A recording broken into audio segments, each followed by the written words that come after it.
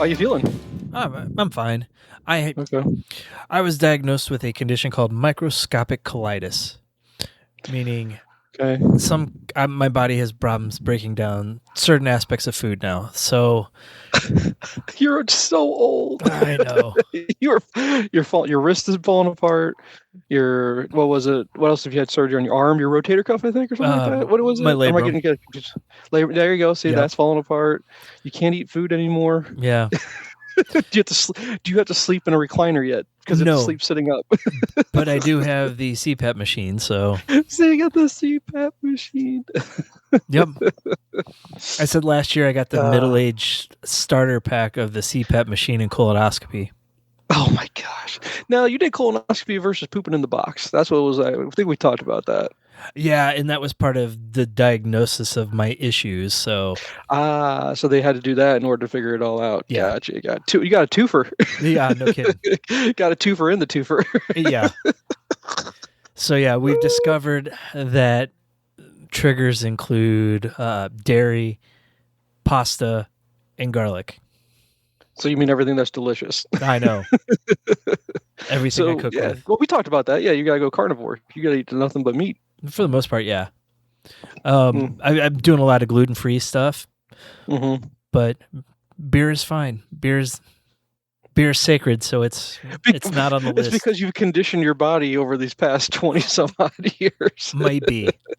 The only thing I have to be careful about is Pilsners because of the barley they use. No, okay, gotcha.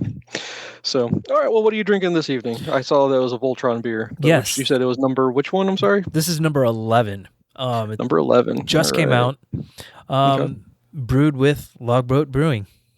Out of Columbia, Missouri. You made me choke. I got excited. I was like, Columbia, nice. Yes. Very cool.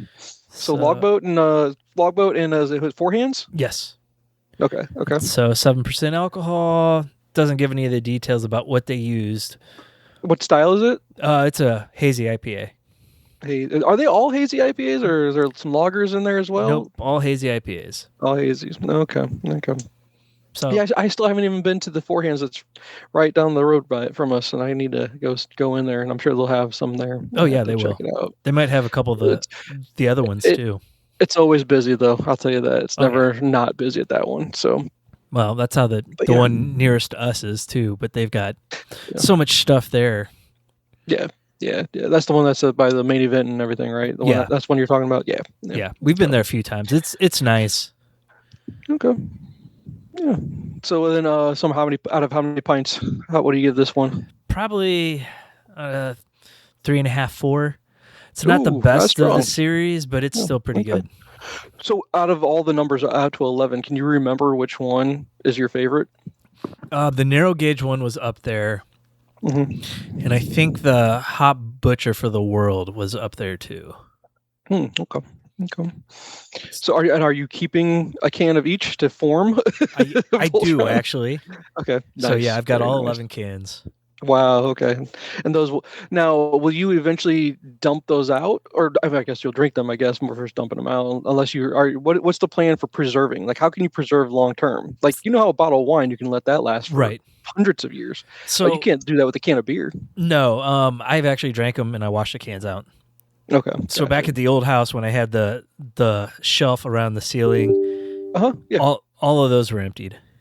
Oh, okay. Gotcha. So, I want to do something when I get around to making my bar where I'll incorporate all the cans I've saved. Nice. Yeah. Very cool. Very, very cool. But, maybe you could, do acrylic on the bar and do the cans so that's see-through so you can see all the cans as part of the bar, something along those lines. Yeah. The only thing is when we sell the house, the bar is probably going to be staying, so the cans would stay too. Now, hold on. Yeah. Are there plans already in place to sell the house? Probably a year or two after Will's done with college. Okay. Because you want to downsize by a bit? Gotcha. Don't want to too much to take care of at that point, I guess, right? Not enough. Well, but remember, this is the generation where kids never leave. They're going to be there till they're about 40. Well, if we downsize, they're going to have to leave, so... There's not enough room for all of you, so you got to figure out something, right? Yep. Nice. I like it. Very nice. Very, very cool. So, but this evening I am drinking just Buffalo Trace. Okay. Just their normal bourbon, based out of Lexington, Kentucky. Nothing's fancy about it. Just I got it because my realtor she got me a bottle of it Oh, for nice. selling the house. Yeah. So it's the celebratory bottle of bourbon. I finished my Still Austin from last week when I was drinking that, and so moved over to this one. But I do have another bottle of Still Austin that I'm looking forward to cracking open once I get through this thing, which it won't take very long. It's somehow miraculously. I don't know how they just go away really fast. Yeah. I don't understand how. So my brother-in-law is not that way. He's got at least 100 different bottles down in his basement, and he works through bourbon very, very slowly. Yeah, no. And that's the thing, though. I don't have a bunch of bottles to choose from, so I pretty much work through one and move over. I'll have one in reserve, and I'll move to the next one, and I'll have to find something after that. So is that something you're going to consider doing, though? Is like start buying stuff to try and just kind of working through them, or no. I mean, like I said, one bottle at a time, and then drink it, and then move on and try something different. I'm always a fan of trying something different. It's just that's the more expensive stuff is the problem. Oh yeah, and the thing is, you don't want to spend like $60 on a bottle, and you go, oh, this is disgusting. With the beer, it's like, oh, hey, that cost me about like what, $10-$20 at the most. Yeah. Right.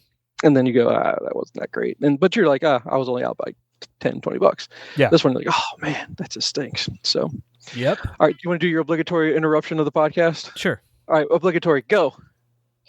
Hello.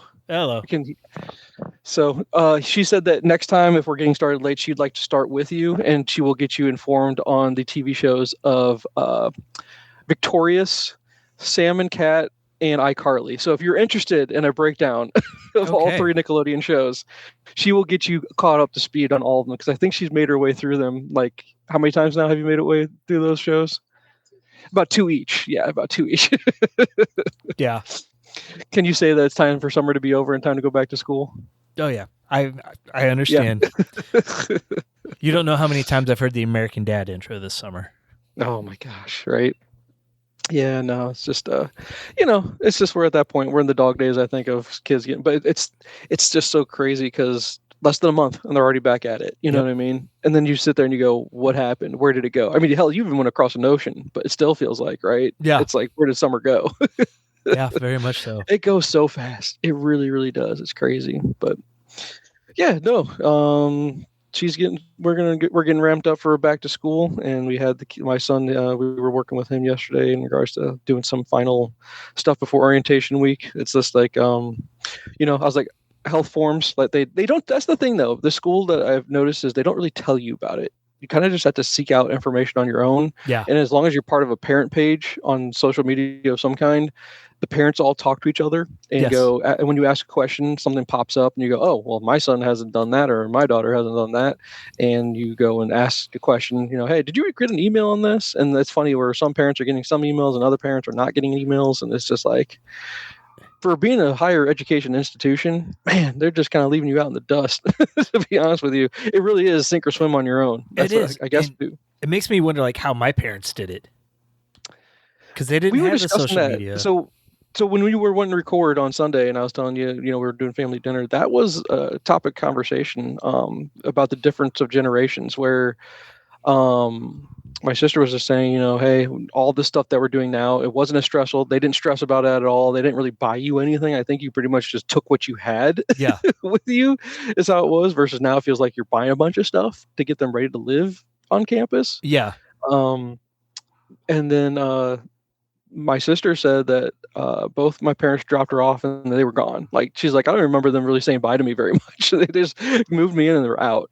And I go, that's funny. I think mom, I didn't even have my dad go with me. Mom dropped me off and she was gone like 2 seconds. She literally like, here, get your stuff out of the van and then done. Yeah. That was it. Nothing to it. No college visits. Time. No multiple visits. No discussion about what do you want to do with your life. What are you planning on studying? How are you going to pay for this? None of that. None of that stuff ever happened. So it's just really, really different. Oh. And I don't blame them, because for them, college was not a big deal because it was just so cheap. And you didn't, I mean, there was no expectation to go. And now I still don't think that's changing now, where our generation, there was an expectation to go. Right. Versus this expectation is, boy, if you want to go, you better really know what you want to do, or you better do. If you don't, you better figure it out really fast and get out. Yep. If it's not for you, versus now also a lot of emphasis on trades and unions and all that stuff to go in combination with college. So, and it's just discussed more. Everything's talked about a lot more, and I think that has to do with the fact that information is a lot more accessible, and people are talking to each other a lot more about it. And versus back then, I guess parents just didn't really talk to each other about it because it just wasn't a discussion point, I guess. Well, I don't think anybody really talked to each other back then. It was just, now it's like acceptable to like talk about anything. Right. Yeah. Whether you want to hear about it or not. Yeah. Right. Right. But yeah, no, it's just it's a lot different. And I think we also just live in a society with, now that we have overabundance of information, and now we also know about the horror stories of everything. Yeah. Versus back then, ignorance was bliss, man, and you got to learn through failure. You really did. Yeah. Now it's like if you fail, it's like, oh, by the way, you've now ruined your life for the next 20 years while you try to recover. Yeah. Right. So yeah, man. My first night of college was totally different. My parents stayed in town. Okay. And while they stayed in the hotel with my brothers, I was at the local bar. My first night in town. Someone's like, hey, you want to go? I'm like, sure. I don't know anybody, so it's a good way to meet people. Exactly. Yeah. No, totally. But no, and then see, that's the thing where they're doing this whole week-long orientation. Do you remember having week-long orientation? Yeah, I don't we even did. remember that. See, I don't remember that. I don't remember much from school, to be honest with you. So the first week, the freshmen came in and we had a seminar class that we had all semester, but we had it just for that first week to kind of get familiar with the school and everything we needed to do. And then the first weekend was rush, and then school started on Monday. Yeah. Actually, probably Tuesday, because it was probably Labor Day. It's one of those things where, you know how you and I always talk about time travel movies and alternate universes or multiverses and all that stuff. I always am curious that if... Not that I would ever change anything about my life the way it is. I'm super happy with how things are. It's just, things are always going to be, there's going to be ups and downs, peaks and valleys in life, right? Yeah. But I'm curious, like, what if I would have gone a different traditional route? Like, what if I would have gone to visit your school and I would have I want to go there because it's really fun what you're doing, and we would have been in the same frat or something like that. Something along those lines. And just what would life have been like in that scenario? Just, I'm always curious about that. I'm not one big on reincarnation, but I am curious if, like, it'd be cool if you could, I always picture this as a movie or a sci-fi novel where you get to go into the machine, where it's kind of like a Schwarzenegger's movie, Total Recall. Right. Where it's kind of like you put it in your brain. They just put a visual in your brain of this is what it would have been like. And that's just entertainment to me. That would have just been entertainment, not actual life. And I'm just, we live in a present now where that doesn't seem like that'd be so far-fetched. Right. Does that make sense to you? Yeah, it does. So I'm just curious. I'd be really, really curious if they could give you those experiences just in your mind versus actually, versus, a multiverse kind of thing. It's just, something I always think about. That's a double-edged sword, though, because what happens if things turned out so much better for you? Yeah, right. You're like, oh my god, on that branch of timeline, oh, you were a multi-billionaire. No. Yeah. Right. It could lead to lots of mental issues. I think you're right. So a lot of waivers would have to be signed. Lots of waivers.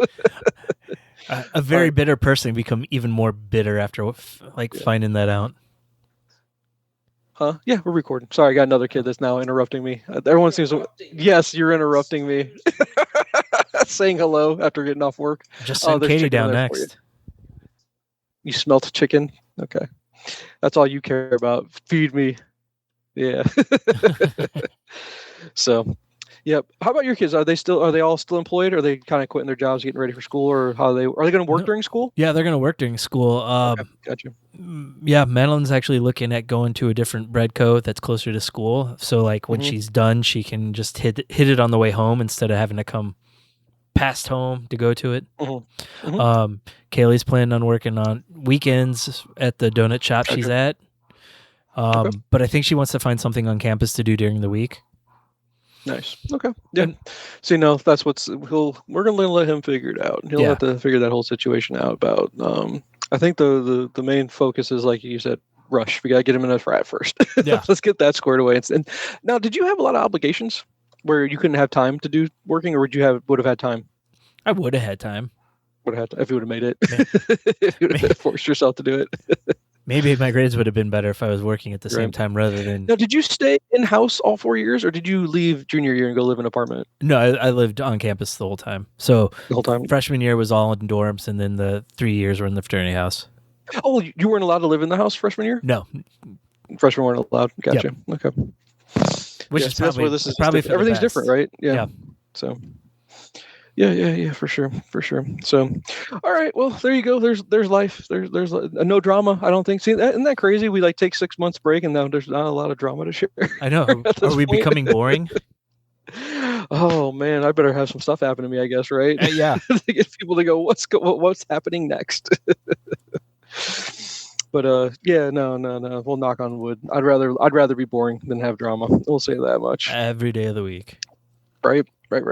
So, do you have discussion points that you want to take on, or I have a few things on I'd like to go over, but you go first. All right. Well, the big thing that happened was the Doomsday trailer.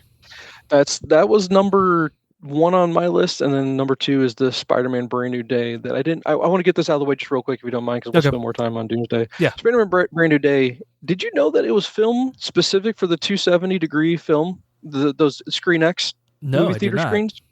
Yeah, there are actually, yeah, I did hear that. It was on a Kevin Smith podcast that they were talking about that. Okay, yeah, it's not your OmniMax, which is because I was talking to Jen about it before we started, because with her and her motion sickness, I was like, would you be able to handle a 270-degree? Because again, it's screen in front of you, and then the 2 screens that come up the wall on the side for your peripheral is what it is. It's giving you a peripheral view. The way I saw it, the very first time I saw it was, remember in The Matrix when the guns come flying down? Yeah. When he goes, guns, I need guns. And they just whoosh, big thing of guns coming on the side screens. And they meet up on the middle screen. I'm like, that's pretty damn cool. And the fact that they now have technology that they're filming specific for that, that's a different experience. And so that's not the 4DX that you hear about on Smith's podcast where there's like rain or whatever. Right. It's not that. It's just a different peripheral view on the screens. And I didn't know if you heard about that or if that interested you at all. No, that would be interesting to see. But yeah, I would be worried about Kaylee and Aaron getting motion sick during it. Right. And that's the one thing, because that was the one thing I was discussing with my friend earlier today when he told me, because I didn't even know about it. He's like, you knew about that, right? I was like, no, I don't know anything anymore. And he's just like, yeah, it was film specific for that.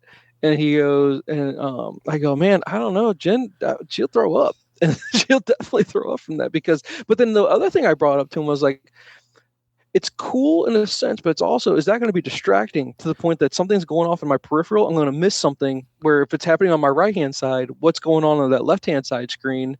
And then also your main attention is going to be focused on the center screen. So how am I going to know where to focus?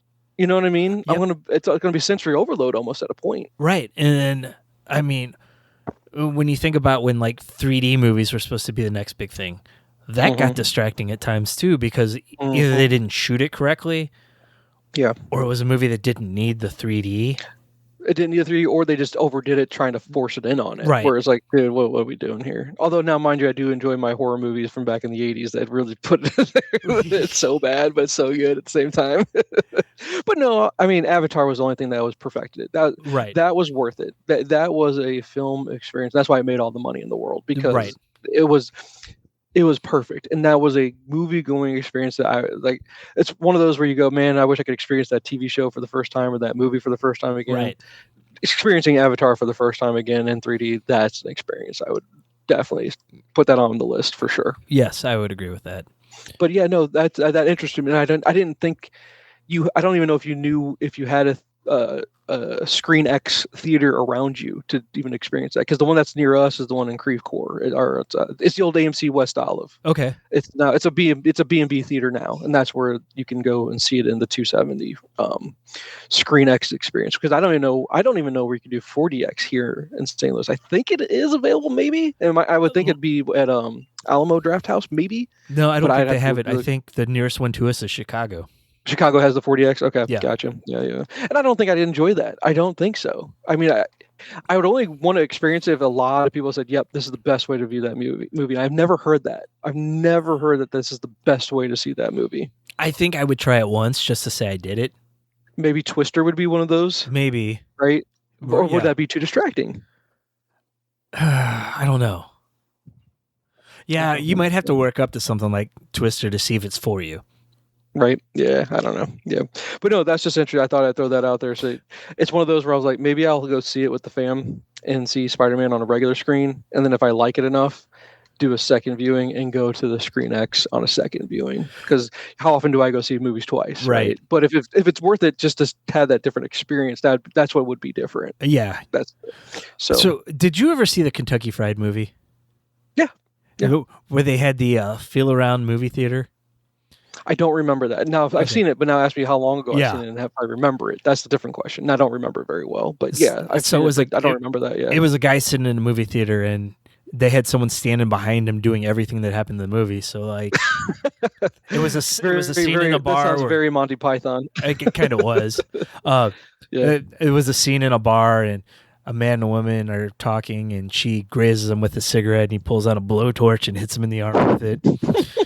And then she gets mad at him and throws his drink at him and smacks him, and the guy does it to him. And then they get to the end of it, and it's like, all right, for the second movie of the double feature, Deep Throat. And the guy looks at the guy, and he gets up and runs out real quick. They do not make movies like Kentucky Fried Movie anymore, sir. No, they do not. Not like that. Nope.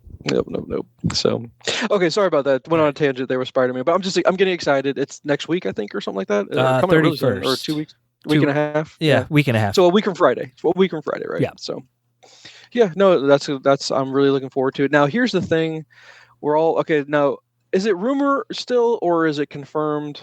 I'm bogarting the Doomsday. I'm sorry. I'm just excited about Spider-Man. About Sadie Sink, is she going to be Jean Grey? Do we agree that that's what the assumption is going to be? Is it still rumor? It has been confirmed that she's Jean Grey. They haven't confirmed it yet, but I'm pretty sure that's who it is. But okay. We don't know. I mean, they've had all kinds of rumors. They were saying Firestar to do like Spider-Man and His Amazing Friends type thing. Wouldn't that be a waste, though? Don't you think? God, yeah, I think so. For as big as an actress as she is right now, and how popular she is. Now, here's the next question: has she aged herself out now when they're waiting so long between movies that she can't be that young mutant anymore? We're not going to get the teenage X-Men anymore. I don't know. I mean, she still kind of pulled off teenage in last season of. Yeah, but is she going to be hitting 30s at some point, or my age? And I'm being mean to her, and she's not that old yet. I don't think she's that old yet. Okay. But I mean, we came from a generation that watched 90210 with 30-year-olds as high schoolers. 30 high schoolers, yeah, that's very true. So yeah, no, I'm looking forward to that. And then the other rumor I'm hearing, there's a couple rumors. The next rumor being, or not even rumor, but the thing we're hearing is that they're saying bring tissues because there are going to be some waterworks at the end there. You're going to be really sad. Like there's going to be something that happens. So now the rumor is he's going to die. That Spidey dies. Yeah. Have you heard that rumor as well? I have not. I've been trying to avoid a lot of stuff. Oh no, this is just me, and I'm not even reading it. No, happens. It's fine. So yeah. I'm not upset you'd be spoiling anything for me, but yeah, no, I haven't heard any of that.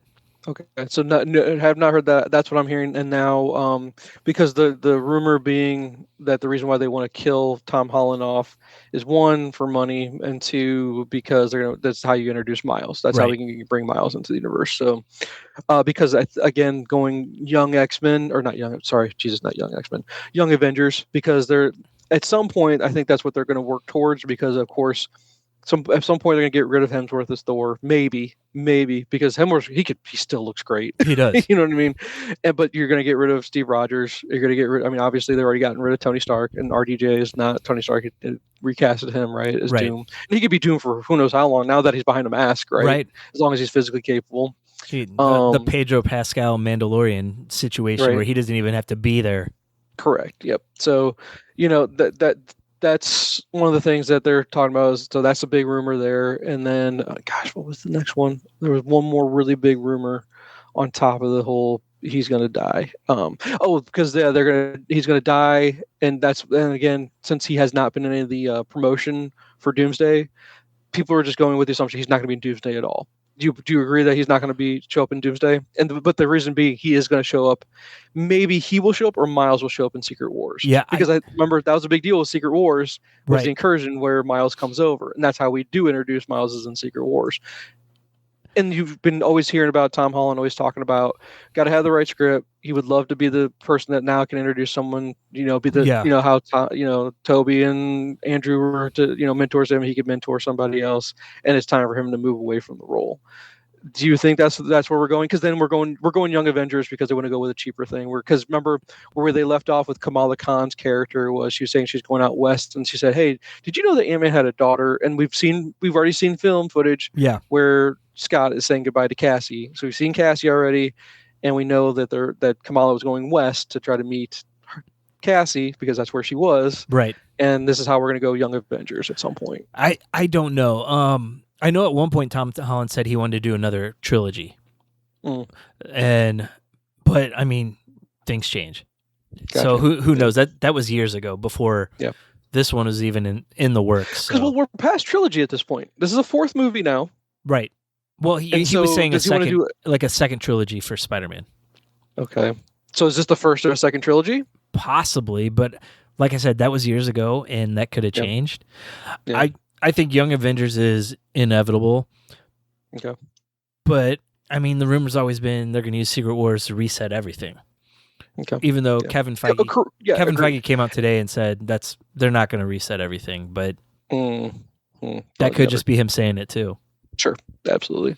So, okay, that's it. I mean, those are the big rumors that I'm hearing so far. I'm really looking forward to seeing Punisher in it. We got Punisher, we got Hulk in it, and that's what I'm sorry, that's the big rumor. Because when I say that the rumors that he's going to die, he dies at the hand of the Hulk, is what they're saying. Really? Hulk actually kills him. Yeah, that's what I'm like. That seems pretty far out there, but I love crazy conspiracies like that. Oh yeah, right? It's just something to think about.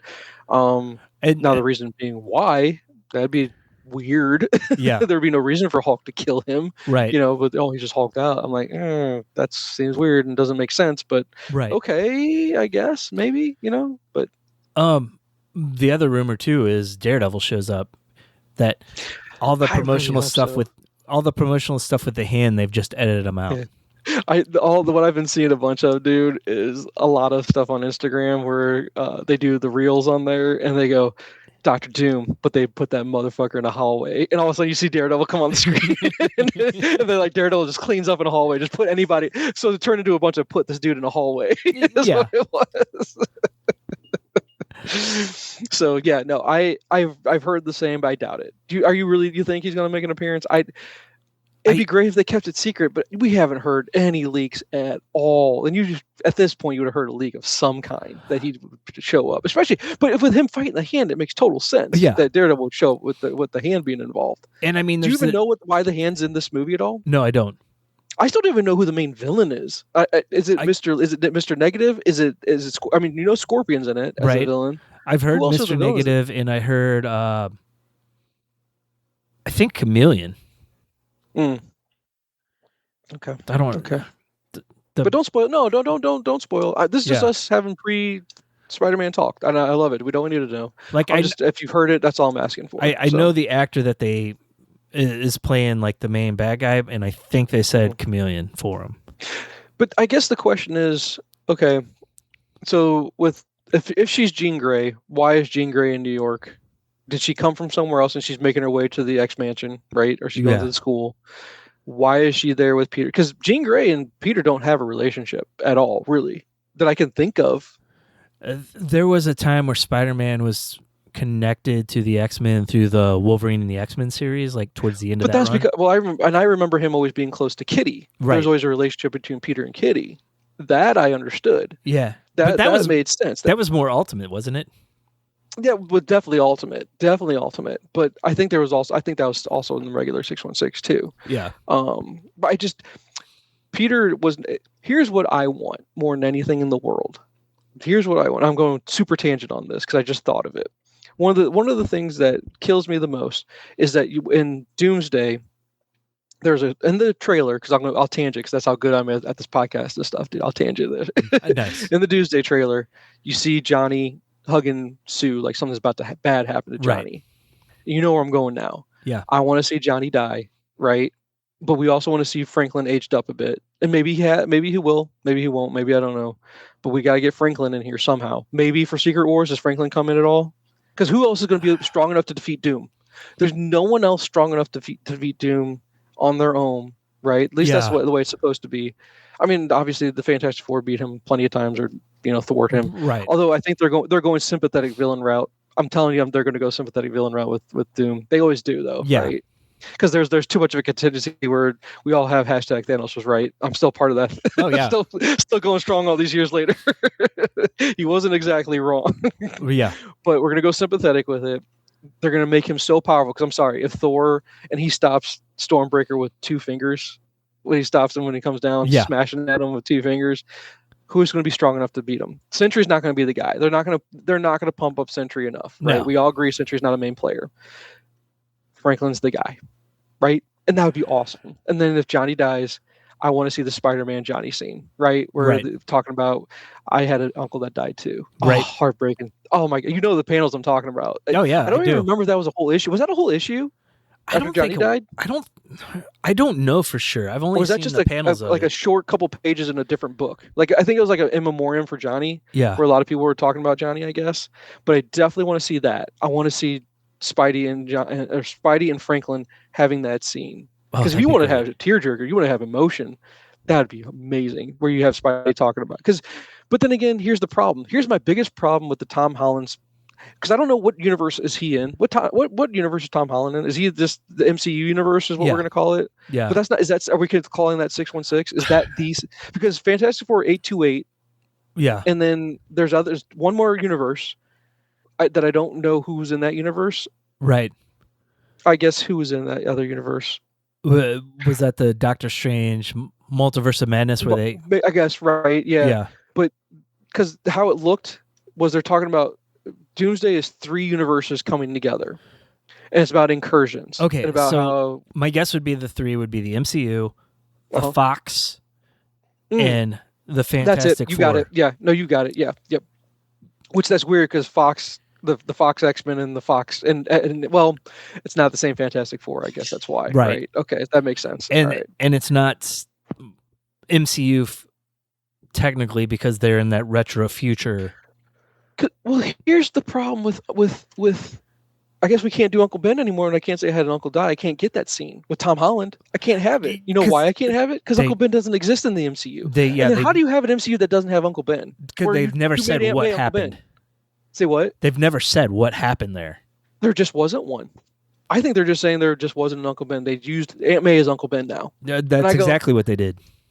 And that's now Spidey's not Spidey anymore. Right. And I think that's why you got to get rid of the Tom Holland version of Spidey.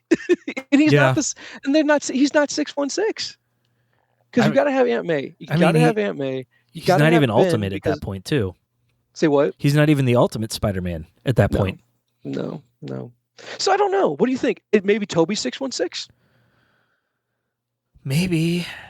Or everyone's back on the Andrew Garfield, so maybe.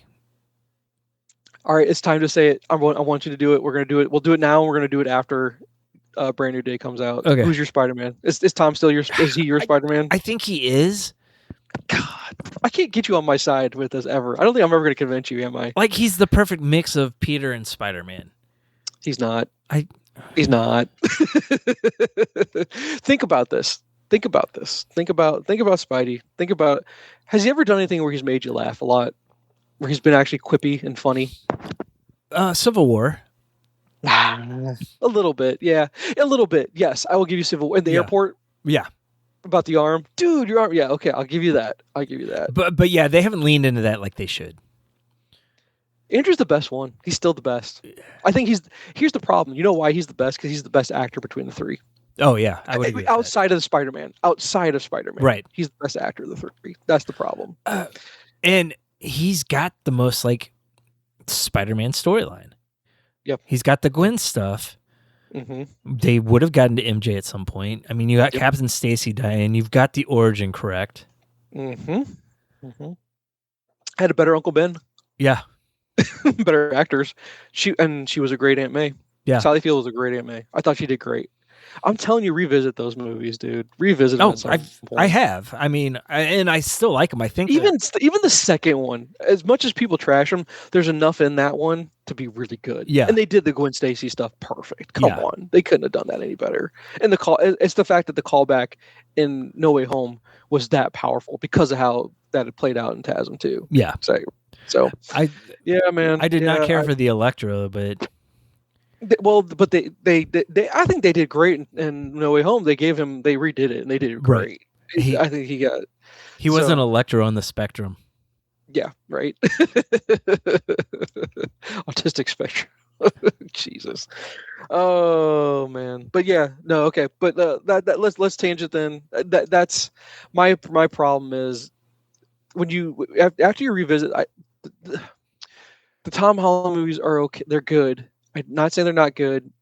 Civil War was incredible. He was really good in Civil War. I think they waited too long in between films. Yeah. They waited too long in between films. Homecoming was a good introduction for his first one.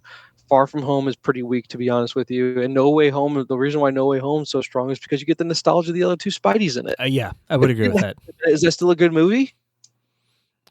You know what? The villains make that movie. They do. No, you're right. I got you on that. But you still, I mean, how fun was that? Yeah. Have the other two in it. Oh yeah, but it was great. So that's it. So if you're going to take Civil War, he was a part of Civil War, but Spidey wasn't the main. Civil War was going to be a great movie without him. Right. Right. Okay. He just made it better. He just made it better. So if you're going to take the two movies that he was solo in two movies, right? Yeah. How strong are those movies to you? Because it's the same as Andrew. Yeah. Solo in two movies. Yep. Only Toby has the three movies, and hell, I'm even interested in a fourth movie from him. I'd love to see what they do with that. Yeah, although that'd be interesting. It would be tough to top Vulture with the way they did it to make it not seem corny. Right. No, I got you. Yeah, agreed. So, I don't know. We'll see how the Brand New Day goes. It's going to change my mind. Oh, I'll give recency bias. Yeah, it's going to be emotional. It's going to suck because no one's going to know who he is. If they, and of course, if they throw Daredevil, if you give me Punisher, Hulk, and Daredevil in this fight, come on, I know, dude. I come know. on, come on. I don't need anything else, man. I'm good. And what if they throw in the background a Luke Cage for mayor like ad on the TV? Oh, that'd be really cool, man. Yeah. And hell, get Kristen Ritter back in there. Don't leave out Jessica Jones. Don't leave her out now. Come on now. That'd be awesome. Well, she's gotten her time in Daredevil too. Luke Holden didn't get much. Yeah, no, I agree. But man, I'm looking forward to seeing Bernthal in there because we talked about it. But man, have you revisited it at all? The Punisher solo? I haven't. I did watch the One Last Kill. That's what I'm talking about. Oh, wait, that's the one. Isn't that the one I'm talking about? The little 1 hour movie thing. Yeah, I'm talking about his solo. The solo. The one shot. Sorry, is what I was trying to call it. The one shot. How good was that thing, dude? He's so good in that role. He's so good in this freaking role. But then, of course, every other reel I have is the scene where between Daredevil and him talking about Foggy. It's just like, I don't know if you get a better scene. Name a better scene in all of the MCU. Yeah, I'm not just talking just TV. Right. I'm talking about the movies too. I mean, maybe the scene in Civil War where Cap and Iron Man are fighting. That's a pretty awesome scene. You were my friend too. You were exactly right. Yes, that's the first thing I thought of.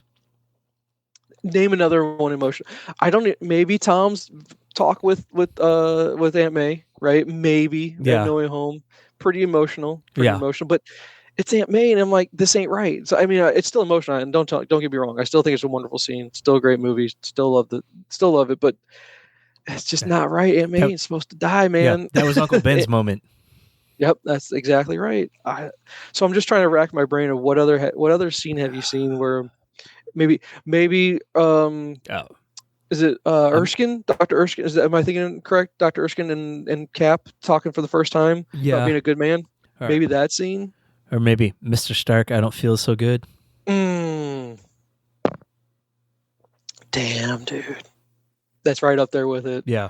That's tears right there, bro. That was. That's tears right there. Oh, Mr. Stark, I don't feel so good. Powerful. Yeah. That one hurt. Yeah. Man. Okay, we'll have to come up with that. Let's do that for homework at some point. We'll have to come up with the most emotional scenes in MCU. We'll have to do that one. Man. Mr. Stark, I don't... Even one-liners. Oh, yeah. Wow. I mean, then that's the one because the one-liner I take from the Punisher scene in Daredevil. Yeah. Kill him, Daddy. Oh, he says, "Kill him, Daddy." Oh, yeah. I'm like, dude. Okay, I got another one. Oh, what you got? What'd you recall?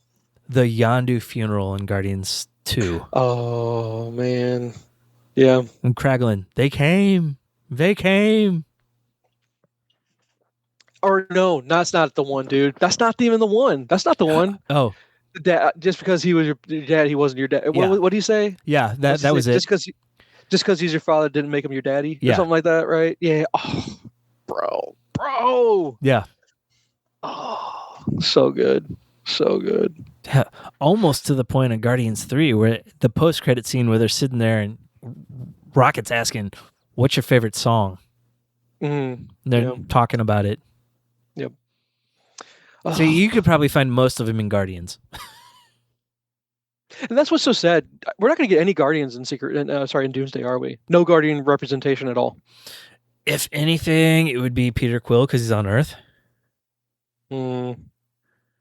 Any rumors you heard that he's going to make an appearance? No, I haven't. Well, I mean, Guardians 3 at the end, it said he'll be back, but... Yeah.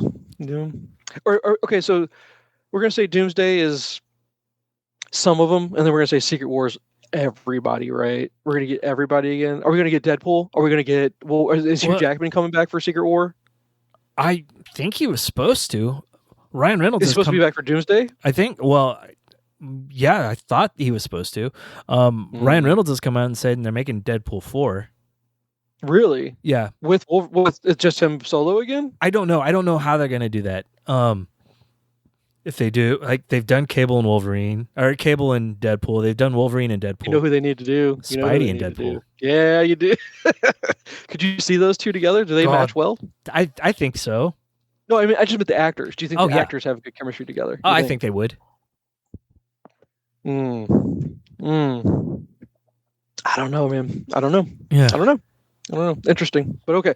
Anyway, man. Woo, could you imagine? To get to this. Could you imagine that movie? And then he'd be like, "Which one are you under the mask there?"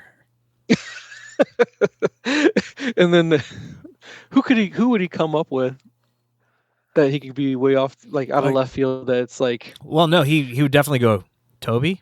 Andrew?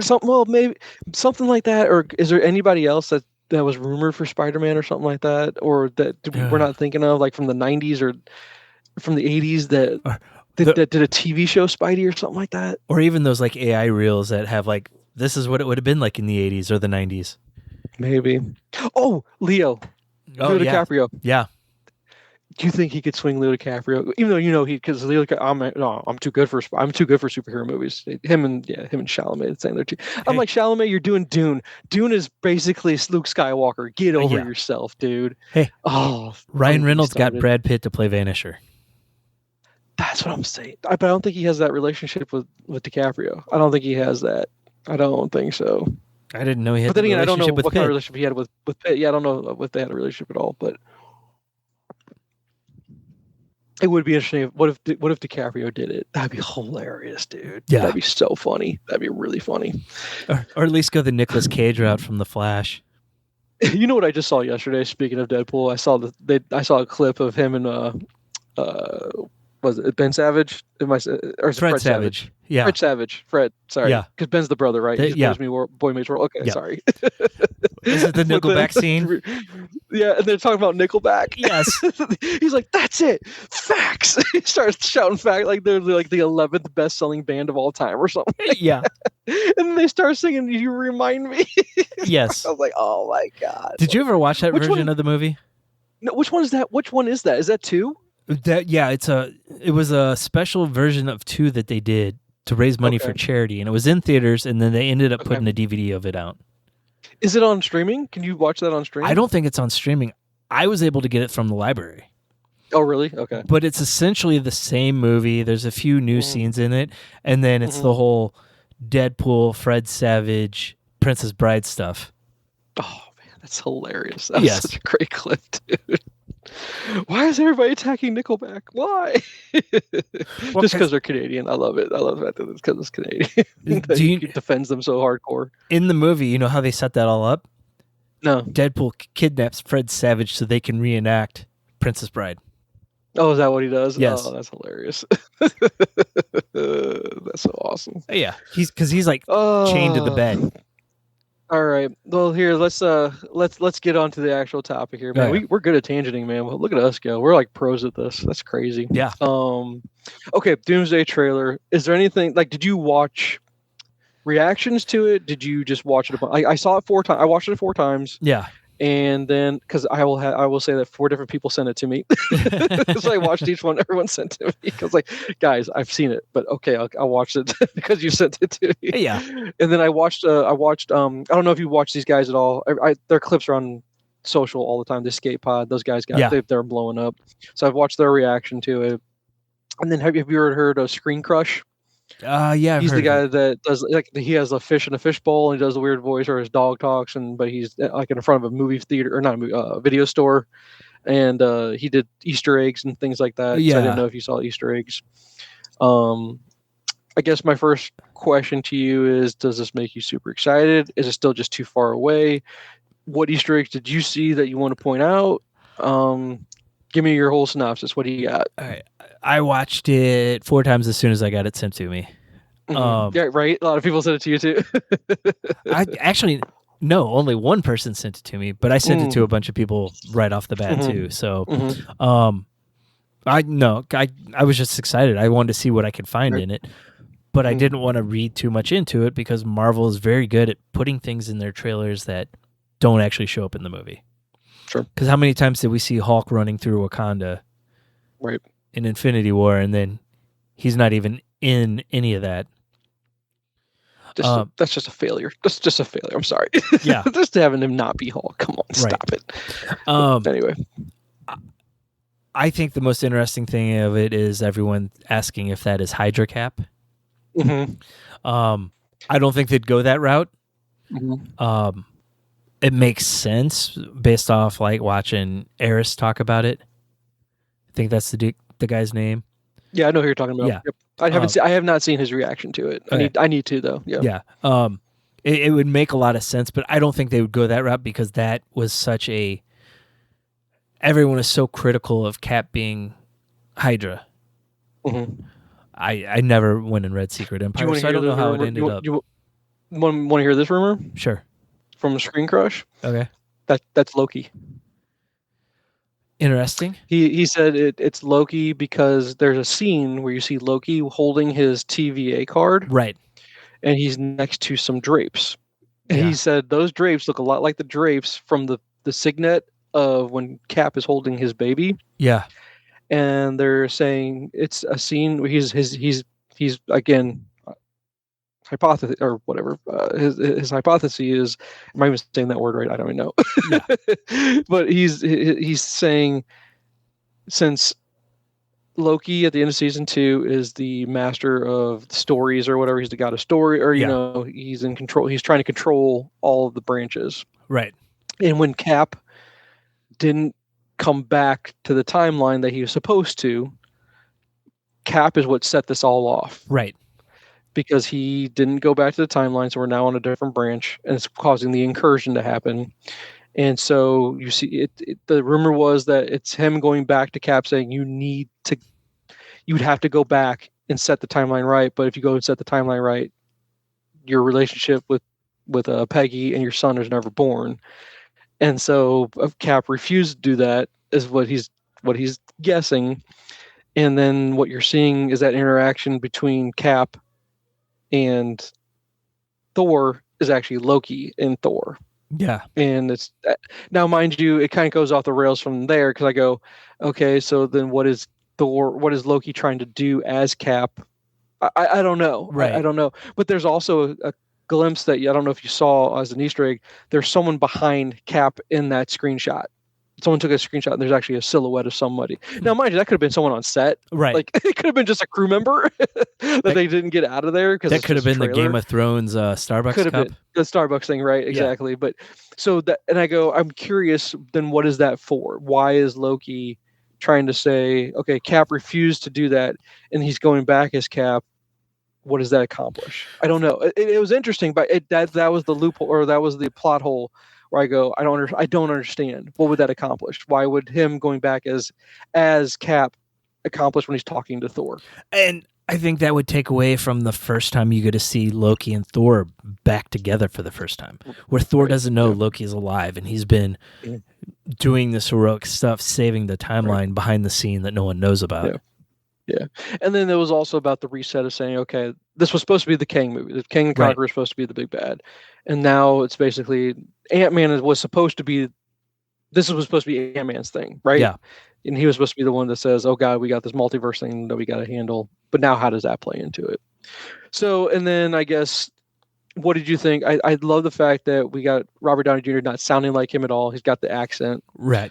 The callback, the fact that we haven't seen anything Doctor Doom. Where are we connecting him with Franklin there at the end of Fantastic Four? What's going on there? Why did that occur? Then it's also the first thing that you see, or the poster is a poster of Doom walking up to a poster, and they're saying that that's Doom with his mother, and it's all about mommy issues. That's what someone said. This is going to be a movie all about mommy issues. I was like, oh boy, what are we doing here? After Robert Downey Jr.'s first run where it was all about daddy issues. Exactly, dude. See, now we're getting the flip side. We did it. We're done, dude. We figured it out. Yeah. We've got it. Don't need to see it now. Right? Exactly. You're seeing it now. It's all there. Yeah. So, I mean, I love the fact that they're giving him an action. The action sounds great. Yeah. How much of the movie do you think they're going to spend on the Doom origin story? Because the only thing we've had Doom per se is we've gotten Latveria as a name tag in Fantastic Four. Right. And that's it. And then the of course the after scene, and then we've got him talking to Franklin. And the question then turns into, what is he doing with Franklin? Did he kidnap Franklin? And this is all about them getting Franklin back because they know how powerful he is. The rumor also is that it has to do with Thor's daughter from Love and Thunder, and I'm like, are we going to say that Love and Thunder is really important to the Doomsday movie? Yeah. Because she's an Eternal, I guess. She's a descendant of an Eternal and has cosmic power, and that's what all that Doom is. He's obsessed with obtaining cosmic power so he can become God Doom, and taking that from Secret Wars, and eventually he'll become God Doom. So that begs into the question of how much of these last two phases are they going to acknowledge? Because you do get Shang-Chi in there. Mm-hmm. Yep. But that's the only thing I saw. And then, of course, what they're saying is that from the X-Men standpoint, the reason why you're going to see a little bit, from what I understand, you're going to see very little of the X-Men. Yeah. Because this is their way of saying their goodbye. They're saying goodbye to the Fox X-Men completely. You're never going to see Stewart and Ian McKellen. You're never going to see them again because you're going to get recasted because they're going to get younger. Right. I don't think you're going to see McAvoy and Fassbender ever again. I guess not. They're going to get away from the Fox castings altogether. And the incursion is, I think the rumor is when you see Cyclops with the big blast, that's the end of Cyclops. Like, they're killing everybody. Right. They're going to kill Nightcrawler. They're going to kill Mystique. Everybody that's coming back from the Fox first. This is how they're going to kill them off. Right. Because the incursion is going to kill them off. Yeah, and that makes a lot of sense. I everything I've heard too is this is their swan song. This is the thank you for everything you've done. But please let Cyclops go fucking crazy in this movie, dude. Let him show off his powers for real and be a badass for the first time ever on film, right? Right. Because the guy. Because they're going to go X-Men heavy. That's what I'm understanding, right? After we get through this, even through Secret Wars, it's going to be super X-Men heavy, right? And we might find out that some of the cast this weekend at Comic-Con. Oh, as far as I don't know who have you heard rumors for, like, because I guess the real question is who are they going to go X-Men where Wolverine's already part of this? Or are they going to go, nope, we're gonna do original 5. We're gonna get Beast. We're gonna do original 5 again. Beast, Marvel, Miss Marvel, Marvel Girl, or whatever. Yeah. Jean Grey, right? Yeah. Scott, Beast, and then Angel, and then So, is that the way we're going?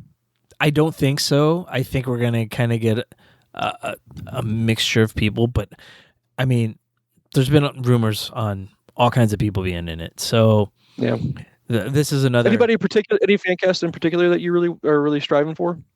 That would make you really excited?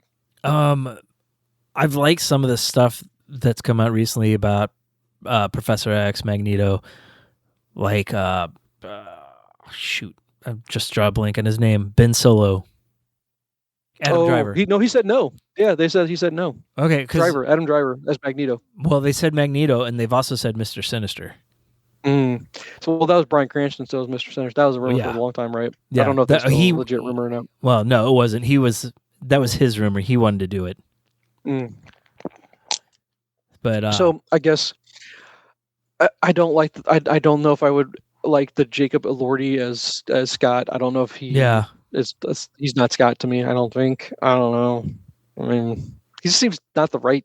Something just doesn't seem right with him as Scott. I don't know.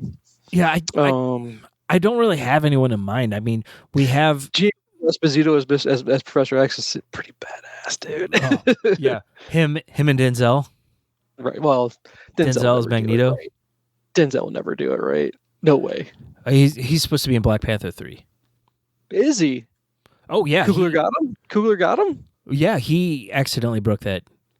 Oh, interesting. Yeah. Are they is Shuri going to be Black Panther? Is she officially Black Panther? I mean, I think so. Since we see her in Doomsday, do you want that, or do you want to? I'm ready to get T'Challa back in there. Come on, find somebody. They're going to have T'Challa's son that they introduced eventually, but I think we're going to get Shuri through Secret Wars. Also, she get another solo movie. I don't know. Maybe Black Panther. Do you think she can carry it? Honestly, that actress. No, I don't think so. I don't think. I think we've already seen that she really can't, because Black Panther 2 didn't do very well. No, it didn't. So what I think will happen is they'll do the two Avengers movies, and then Coogler will do Black Panther 3. Will he introduce T'Challa Jr. as the new Black Panther? Yeah. Who do you think they'll get for that? No clue. Lucas from Stranger Things. No, I don't know. He just seems like he would be the pick just because the Stranger Things kids, like, everyone loves them. Dustin as a Beast. I'm trying to think who could he be? I don't know who that kid could be. Yeah, don't know who I'd put him as. But yeah, I mean, people talked about him as Miles for a while. Oh, the Lucas as Miles. Nah, he's too old now. Yeah, he is too old. Okay, so let's do this Doomsday. I'm gonna bring up the Doomsday trailer. Okay. And we'll go a little bit by bit just to kind of go through it again one more time. I guess well, here I got it pulled up. So of course,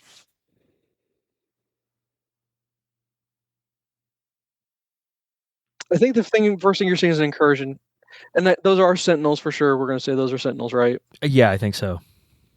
Okay. Let's see here. And obviously, the first look of Doom right here. Yeah. And the costume looks great. His costume looks amazing. Super spot on that. Do you think that's the right thing? Do you think this has to do with the fact that that basically the rumor is that Doom kidnaps Thor's daughter? Do you think that you think that's it? I could see that. That would make a lot of sense with what we saw. Yeah. Now I'm going to rewind here. I'm at the part where you see the new Avengers. You got Scott, you got the Fantastic Four, and Thor all in one room. I think that's Falcon there too. I think you got Cap. I guess we'll call him. Sorry, I'll call him Cap. You got Cap, Scott, Thor, Fantastic Four, and then all the new Avengers. Which again, David Harbour in his outfit, where it's New Avengers with a Z. Come on, dude, that's awesome. That's so fun. Yeah, I guess I need to rewatch Thunderbolts really bad, to be honest with you, to get ready for this thing. Yeah, it might not be a bad idea. I probably need to watch Shang-Chi again, to be really honest with you. To remember what happened in his movie. Is there anything in that movie that leads you to think that he's a bigger player in this movie than? I don't know how big of a part they're really going to give him. Is he really? He's not that big in the MCU. He's not a big part of the Avengers. No, I mean, he's been on a few different runs, but I mean, they might pull in the whatever the origin of the rings are. Do you think? What do you think about my idea about Franklin being important to this? Because Franklin, you don't see Franklin at all in any of this stuff. No, you don't. See Herbie. I don't know if you noticed that, but Herbie's in one of these scenes. Yeah. I don't know if you saw that. Yeah, I don't know if Franklin's Are we going going to say that Thor is the leader of the Avengers now? The trailer makes it seem like it since he's pulling everyone back together. But I thought they were kind of leaving it as Sam was the leader of them. Sam's the leader? Okay. As opposed to Bucky's New Avengers. Do you like the fact that Channing Tatum's Gambit again? And why do you think Gambit and Shang-Chi are fighting? I don't know. I had heard that they were going to be fighting, and I heard Mr. Fantastic and Cyclops. Oh, interesting. Yeah. Why do you think now, of course, this makes total sense as far as Fantastic Four meeting up with in Wakanda. I'm guessing they're somewhere near Wakanda, but you see the water in the background, right. And so that's Namor holding the water back, or is that Sue using a force field to hold the water back? I don't know. Yeah, I don't know. But I think you get a glimpse of Namor flying around the perimeter of that at some point. Yeah, but you see in one scene, there's Mr. Fantastic holding back somebody. I can't tell who he's holding back, but then you got Yelena in that same scene with Mr. Fantastic, and that's where you see Herbie. Herbie looks so cool, man. I love Herbie. So, but then I got a soft spot for robots all the time. I don't know why. I'm going to be completely disappointed with this movie if Namor does not flirt with Sue Storm. Well, yeah, I'm assuming that's why you got that. You're going to at least lean into that a little bit. I hope so. Then you see Scott saying goodbye to his daughter. You see Johnny hugging Sue, and there's a picture of Sue saying goodbye to Shuri. There's Cap. We got Gambit slamming down. You see the Sentinels, Namor flying around the perimeter, and then you get the scene of Thor coming down with Stormbreaker, and then Doom just basically saying whatever, right? Yeah. And then here's the scene at the very end with Cap saying, "Hey, pal." I guess, do you think it's smart that they brought Cap back? Does he need to be back? Does he need to be in this? Does he look odd to you? I don't know. He looks a little weird to me in this for some reason. I don't know. I think the fact is they didn't make him put on the muscle. He didn't have to put for some reason, and that's why the Loki thing kind of makes sense to me. Yeah. Because the dude Hiddleston's like, I don't need to put on whatever. But it doesn't matter because it's really Chris Evans. I don't know, man. Yeah. I don't know. But the trailer gave you a lot without giving you anything. Do you know anything further about this movie? No, I don't. But I saw so many people complaining, like, "Oh, they've shown the whole movie." Like, how do you know what's going on with this movie at all? No, you don't have a clue. What we know who the antagonist is. You know, we had a lot of superheroes coming together. I don't know how the X-Men play into this. Is Sadie Sink going to be in this? Is Jean Grey showing up in this movie? Yeah, I haven't heard. We know that Famke's not, because she made a big stink about it. Yeah, she did. Called back to bring. I guess she hasn't been in anything lately. Yeah. She needs a paycheck, I'm going to assume. Those Comic-Con checks aren't cutting it. Right. Anything from a Easter egg, or have you heard that anything else you want to add to this long diatribe of reviewing a 2-minute trailer? Yeah. For a movie that's not coming out for another 5 months now at this point, right? I guess. So yeah, just about. Yeah. No, I don't. Is there anything that you're going to do as far as a rewatch that you think is really important to watch before you get to this, or is there anything book-wise? Because I like this that I heard earlier. I'll give this to you. Someone said the difference between DCU and MCU at this point is DCU is really, really, really leaning into the source material versus what MCU has always done is used it as an outline, but never really follow the books at all. I think I would agree with that for the most part. I mean, there were Supergirl didn't follow Woman of Tomorrow perfectly. Oh, it didn't. Okay, no. So I'm waiting. I'll watch on HBO when it comes out at some point. Too many bad reviews, man. And your review seemed pretty mid. You're like, it's a movie. Yeah. You know? I mean, it's worth seeing, but it's not gonna blow you away. And I think, unfortunately, everyone hears comic book movies now, so they're expecting Infinity War Endgame level anytime they hear that now. Hold on. I want to look this up because I want to make sure I said this right to you. Okay. It is now July of 2026, right? Right. And now the rumor is we're not getting The Batman 2 until October of 27, I think is what they said. Nope. Did I hear that? Am I remembering correctly? That was the original, like the most recent, but they announced it's going to be early February 28th. Yeah. Okay. Someone then said, you do realize that Batman Begins was 2000. What was that? 2006, 2005, 2008. What was that? I No, think. Dark Knight was 2008. I think, if I remember correct. It was like 2005 maybe for Batman Begins. I think so. So 2005, 2008, and then 2012 I think was Dark Knight. Yeah. So they said it was a 7-year span for a trilogy to come out, and in between the movies, Nolan did the Did he do the Prestige? They listed the movies that Nolan did in between that were amazing Nolan movies. Yep.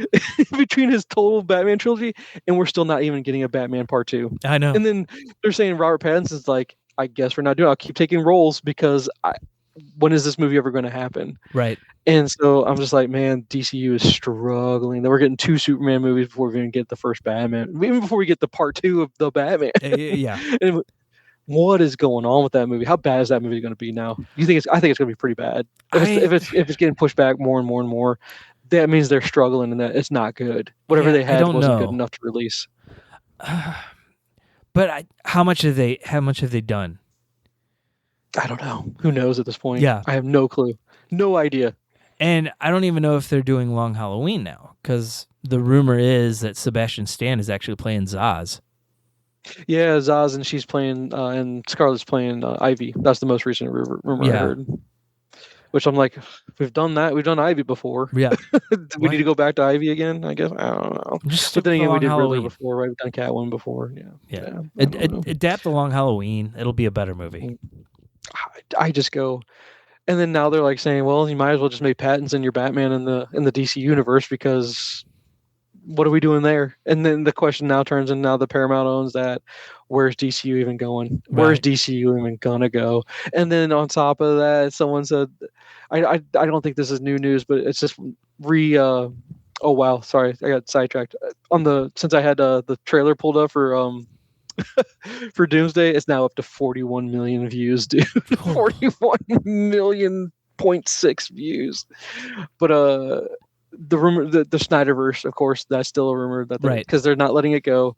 And someone made a good point saying, I'm a Snyder fan, but I'm not a restore the Snyder fan. Like, he's like, I'll take what I got.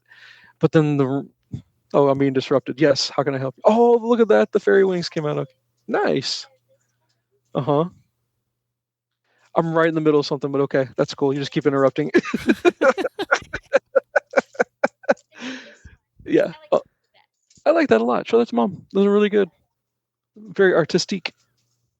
Where was I? Oh, yeah. I don't know if you'd heard that rumor about where Snyder wanted to go with things after Justice League. It was supposed to be Lois and Batman getting together and having a kid. Right. I'm like, yeah, man, Snyder was just going off the rails, bro. He was going off the rails. Yep. But I was like, at least he would have made it by now. That's the only thing I want to take at it. It would have been made by now at this point. A lot more of that universe would have been done. I think so. And I think you would have gotten the Affleck solo movie at this point, right? Yeah. And you would have him versus Deathstroke or whatever. I thought that was what that movie was supposed to be. But yeah. Yes, sir. Yes, sir. Yes, sir. So I was just like, God, who knows where DC? Are you looking like, when is Man for Tomorrow? When is that one? When's the next summer? So we're gonna get a Man movie every summer, I guess. Yeah, July of 2027. Are we getting Clayface before that? Yeah, that comes out in October of this year. Yes. Oh, that's right. That'd be exciting. Okay. All right, man. But yeah, no. Doomsday trailer, awesome, fun to talk about. We haven't. How long has it been since Endgame? When that come out? 2000 what? 2020. Because No Way Home was 2020, 2021, something like that. 2019 right. For Endgame. 2019 for Endgame. That's a long time in between Avengers movies, dude. That's 7 years, dude. Yeah. Wow. Do you think that was the original plan, or do you think the Kang stuff really threw a wrench in everything? I think the Kang stuff threw the wrench. Yeah. I think it's smart for them to wait 7 years in between movies. I don't think... Or do you just not rush it? You just don't want to rush it, I guess. You don't want to rush it, and they've done so much other stuff between then. You can argue the quality of it, but... That's what I was about to say. Are you going to say it was quality stuff that they put out in between? Yeah. But I mean, the product is still front and center because you're still getting stuff. It may not be what everyone's wanting, but they can at least connect it somehow. Do you think you get Norton back for Secret Wars? No, I don't think so. Who do you think we get? Do you think you get everybody? Do you get Thomas Jane back for Punisher in Secret Wars? God, that'd be awesome. You won't be getting Ray Stevenson. That was wrong, dude. That was just mean. Yeah, duh. He's not coming back for Secret Wars, dude. That's just not right. Look at you're so adamant about that one. I'm like, dang, dude. Did he piss you off? Jesus. I couldn't resist. Right? Oh my goodness.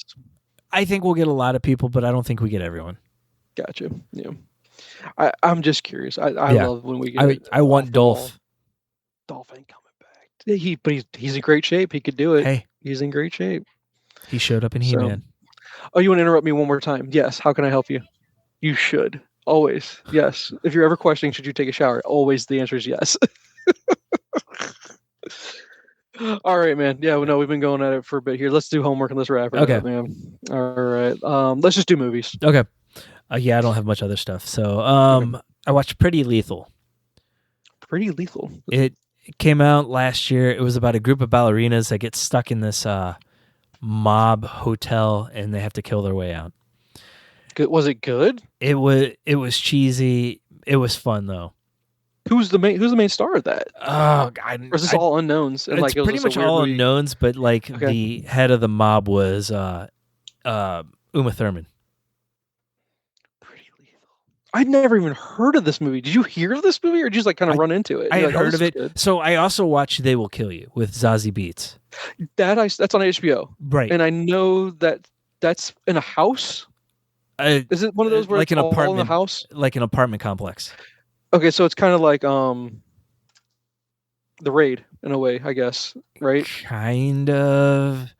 Okay. But it goes off the rails at the end. I heard about these two together because they're kind of similar, the same thing where they have to fight their way out. They Will Kill You. Girl boss movies, dude. Boss movies. You got the girls as the badasses. Yep. Oh yeah. Pretty Lethal was fun. Not the greatest movie in the world, but I enjoyed it. They Will Kill You I liked more. Had a more of a supernatural twist to it. Mm-hmm. It was crazy at times though. Yeah. I watched How to Make a Killing with A24. Yes. With Glenn Campbell. Glenn Powell. That's right, Glenn Powell. Sorry, my bad. Yeah, that's A24. It's on the radar because that's on the radar with They Will Kill You because they're both on HBO and I saw those next to each other. Yeah. It was okay. I liked the story. I'm not sold on him as a leading man. Yeah, I think he's trying hard and he's got the look. And I think they're pushing him on us more than anything. And they're really pushing. I don't think it's gonna happen, dude. He's likable enough. But I don't know. I don't think he's a leading man. I don't know what his niche is. What does he do best? So his performance in it came off very much like Dakota Johnson in The Materialist, where it was very so bad. Yeah, very dry, very one-sided. Sure, no depth to the character. Okay. Which was disappointing because I thought the concept of the movie seemed pretty interesting. Did it take you a while to get through? It seems like one of those movies that take a while to get through. Like it might take more than one sitting to get through the whole thing. Wait, we did it in one sitting, but by the end of it, I was like, I really wanted that movie to be better than it was. Gotcha. I watched Never Change. That's on Hulu. It's about a high school class that didn't actually graduate and they have to come back and finish. It's a comedy. It's bad. It's not worth watching. Oh, I'm crossing it off. I was writing it down because you seemed like you're leading up to saying that it was really funny. I was like, the concept of it seemed great. The execution wasn't there. It didn't really have anyone too big in it. Like most of the big roles were like cameo type. Here, I'm just showing up for a paycheck types things. Yeah. But I did watch Pizza Movie with Groden. Okay, yeah, Dustin. Just call him Dustin. Yeah, dude. Dustin. It's all good. Dustin from Stranger Things. I as well. I'll chime in on this one. I tried because I like the kid because it's also the kid from the Goldbergs, and I'm a huge Goldbergs fan. Yeah, and I tried, man. I really tried, and it was not good. See, I couldn't get through it, dude. I enjoyed it because it was that dumb stoner movie from like the 90s. And I love a good dumb stoner movie. I'll try to go back and finish it. I will. It was just getting really bad though, and I'm like, come on, at some point get funnier. And it just wasn't getting any funnier. It was really out there the whole time. Oh man, yeah. But I like the two kids. I liked them together. They had good chemistry together. They did. It started off okay, and I was just waiting for this to get some momentum to get me through the movie, and nothing, man. Just, I was like, I'm done. I'm tapping out. I just don't care enough. I don't think it's as good as those 90s stoner movies, but it was a good background movie for me. We haven't had a really good one in a while, man. Yeah. Hopefully the new Scary Movie is... Oh, when that comes out, you and I are going to have to talk about that one. It's already out. Oh, is it out on stream? Yeah. No, it's not out on streaming yet. It's in. That's what I meant. Yeah, stream. Like we're going to pay for that at the theater, dude. Come on. Yeah. Will and I talked about it because me and him went back and hit a couple older those stoner movies. Let me walk away. I gotta show him 2. We haven't watched 2 yet. Chris Elliott, freaking Chris. Oh, funniest guy. Yeah. that interaction. Oh my god. So, I had a Friday off work, and so me and him sat down. We watched Jackass 2, Scary Movie, and Super Troopers. Wow, what a trifecta! Because they all have sequels coming out or out. That's right. Yep. No, I know. So because Super Troopers. When I still haven't seen the second Super Troopers. I still need to see the second one. I saw it. I don't remember a thing about it, so I need to watch it again. Right. Yeah. But he saw the trailer for Super Troopers 3 before Supergirl, and he's like, "That looks funny." I was like, "Oh, just you wait." Oh, dude, first one's always going to be the best one, though. To be honest with you, yeah. So, he enjoyed all those. Of course, they all I'd have a problem with it if he didn't. Yeah, is it because the Jackass stuff? It's timeless. Oh, it's just Three Stooges. It really is. Just hardcore Three Stooges is all it is. Live action Three Stooges. Live action Three Stooges is just buddies being stupid. And it's just guys being guys. Yeah, for sure. Who can't enjoy that? Right. So, but the thing I've heard about the new Jackass is it's not all new footage. It's like behind the scenes stuff that we saw in the other movies. Yeah. So it's okay. Yeah. It'll be a fun. And then the last movie I saw was today. I watched Obsession. Okay, don't spoil it. Yeah. But give me your take on it, because you like horror, but you're not a super like I want to watch even bad horror movies. So right. Is it horror? Is it thriller? I don't even know if I want to call it horror. It seems more thriller to me. It's more thriller with some gore in it. Sure. Okay. So it'll probably make my top 10 for movies of the year. The whole year. Wow. Yeah. She did that good of a performance. And even the guy seems like he did a great performance. Oh yeah, they both were great in it. Yeah. And then good on them, low budget, making all the money in the world. It's not something that hasn't been, like, the concept doesn't seem that new to me either. Like, I feel like that's been done before. It's not a new trope. It's not something that's breaking, this isn't breaking cinema in regards to, oh man, this idea is so fresh. So it seems more like it's just the performances and the fact that it seems like it has the right atmosphere. Like, atmosphere seems like pretty good in that movie, and it's just where everything can go wrong, everything is going wrong, and so like I want to compare it, like it's be careful what you wish for is all this really is. Right. That's all it really is. I want to compare it for the hype to Weapons, but Weapons was such a more original movie. Oh, Weapons is so good. I love Weapons. Yeah. There's the thing. You either love Weapons or you hate it. Right. You're like, what's the hype? I don't get the hype. Right. And I'm like, I'm on the team of I love Weapons. So I am patiently awaiting find time for me and Jen to sit down. And if I can't find time, I'll watch it without it. That's the only reason. I'm very aware of the movie. I'm glad. I'm actually surprised because I know you enjoy horror, but I was like, I don't know if this is up your alley or not, to be honest with you. Just the hype from it. I wanted to see it. I want to see Backrooms too. I was worried the hype would have made you hate it more than anything because it got so much good hype. Right. But Weapons got such great hype too. So True. So this is going to be top 10 for you. I think so. As of right now, past mid-year. We're past mid-year. Are you going to wait for the summer movies to be over before you give me a half a year? What's your top 10 through the half a year? I guess. Probably. I mean, Project Hail Mary is pretty much run away with it. That's number one for me. You're not going to be able to beat number. That's going to be on my all-time list. God, that's such a great movie. Good luck. Have fun. Don't die is up there. The Rip. Of course, that shit movie's up there for you. It's not shit. It was interesting. Yeah. It's not. I will never call that, and it's got Rockwell in it, so I love Rockwell. Yeah. And so it was. It kept my interest, and it was weird enough, but it wasn't so weird that I hated it. Right. So, but I just that's such a J movie, dude. Oh my god, it's such a freaking U movie. Yeah. Rockwell was amazing in it, though. He love was. Rockwell. But you do get the fact that thing went off the rails. Oh yeah, they definitely did. It went off the fucking rails, dude. And I'm like, come on. At dude, the end, the whole movie was off the rails. At certain points, it was good. It was like, okay, I see where we're going. This is kind of cool. And I thought the whole movie was going to turn into, is this guy crazy or not? Right. And then when they leaned into the fact that he's not, and then it's like, oh, okay, let's get really weird. And then when they went, let's get weird, they went really, really weird. Because it gave me Faculty vibes at one point with the high school stuff, with the high school kids. And I was like, I get the point you're making. And I love the fact that it had a message behind it. I do like that part. So even though I'm shitting on it a little bit, I hope you think I'm not. It's not a bad movie. It'll just wouldn't make my top 10. It's just never. Is that one movie you're going to revisit over and over? Is this a rewatchable movie to you? Probably not. Yeah. But it had a lot of the vibes of like Seven Monkeys. Oh, come on. No, Seven Monkeys is rewatchable. It is rewatchable. Yeah. So that's 12 Monkeys, dude. Or 12 Monkeys, yeah. I don't know where that came from. Don't cut out those extra monkeys. Yeah. Gotta have all the monkeys. That's the prequel. Seven Monkeys was the prequel. My bad. So what did I watch that was? And then we never talked about it, but the MCU wise, I knocked out Wonder Man Season 1, Daredevil Born Again Season 2, and The Punisher One Last Kill. Gotcha. I have not seen Wonder Man, and I still need to watch Daredevil. I almost feel like I want to rewatch Daredevil from the very first season. Yeah.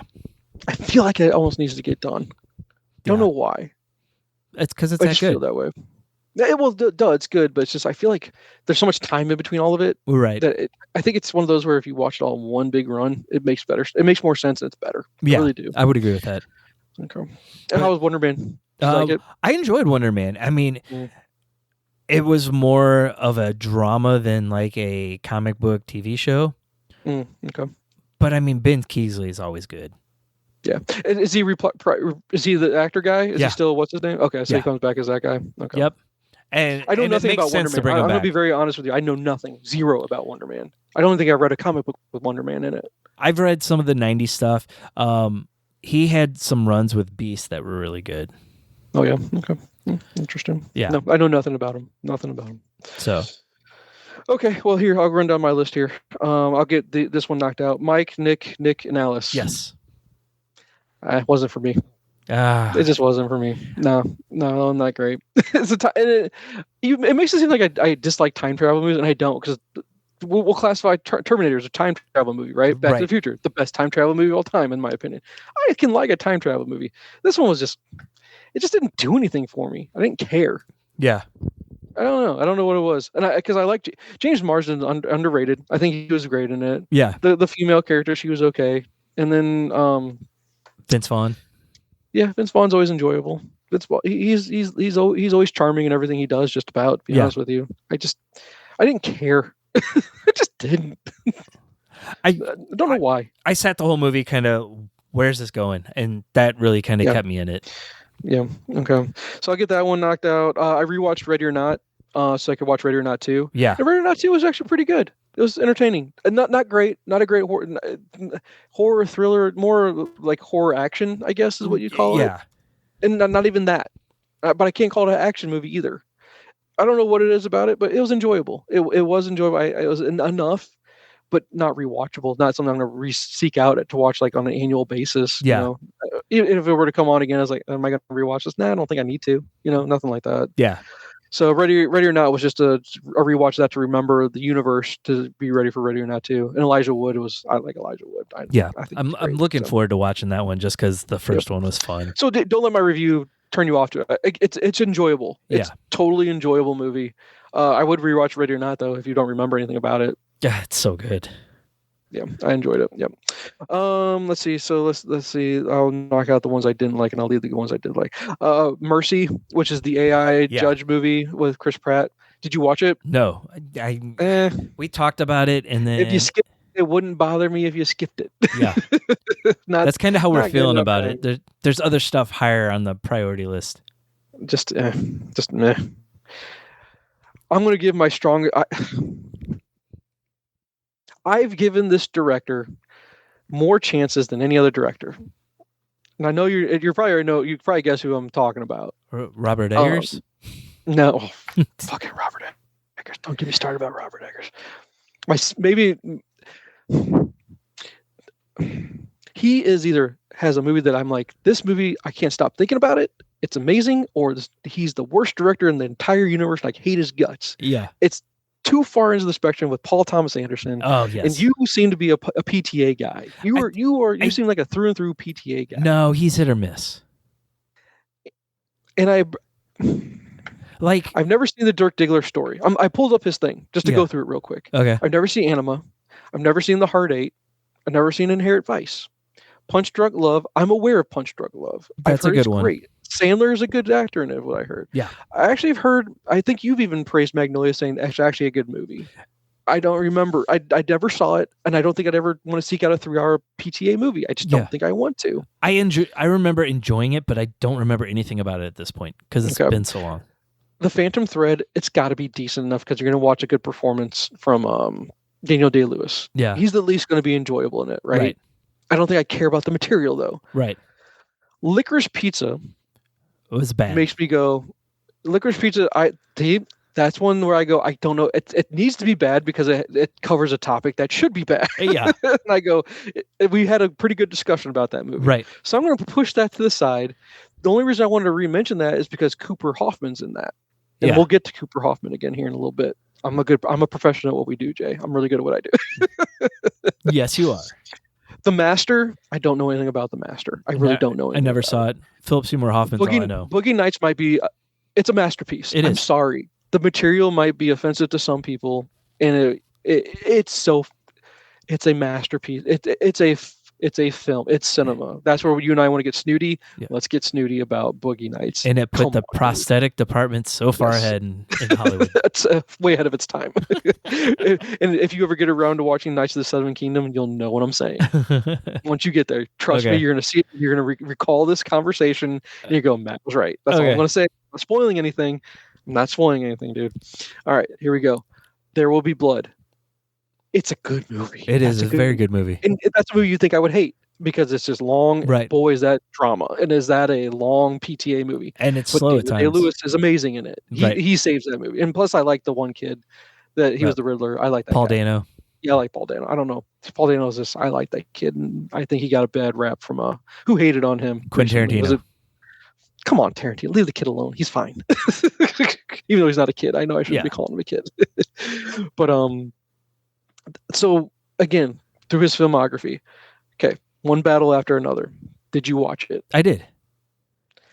Jay, I couldn't care less about a movie.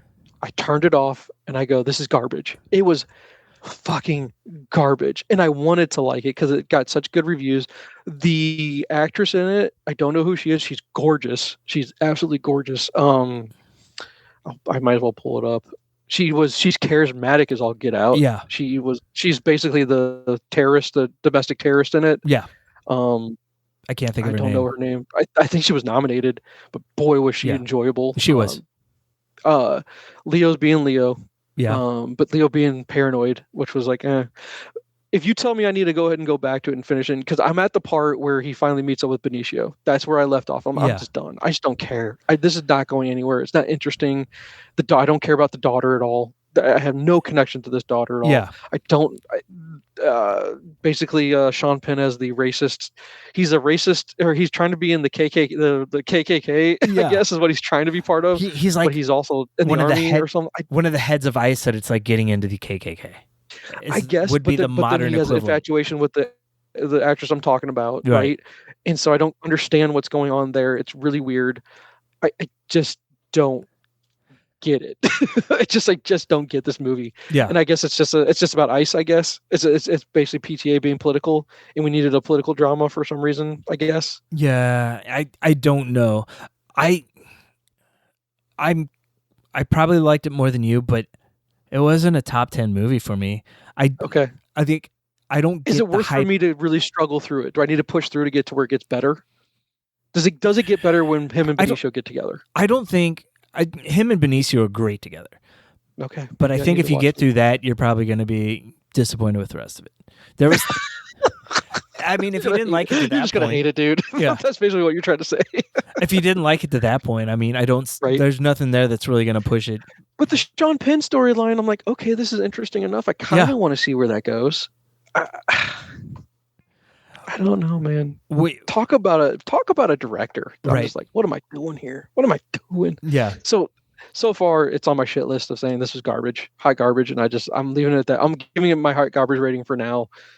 But you've seen it, and you seem to say it's okay enough. It doesn't. It's not a It's not like a Tarantino movie that you're gonna go back to and watch over and over.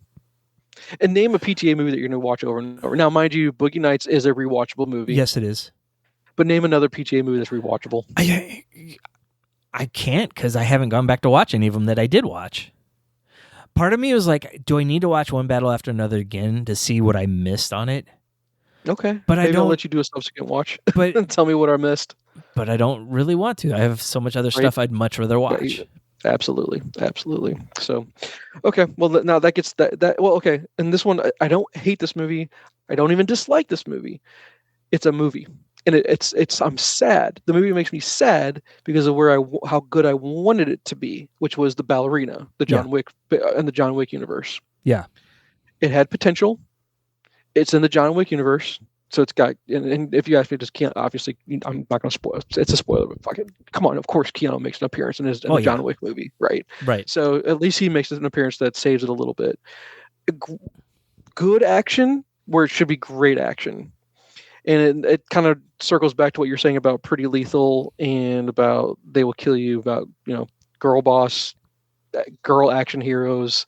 We're really, really leaning into that. And there was this push for that big time, I think. Yeah. I still think there is that.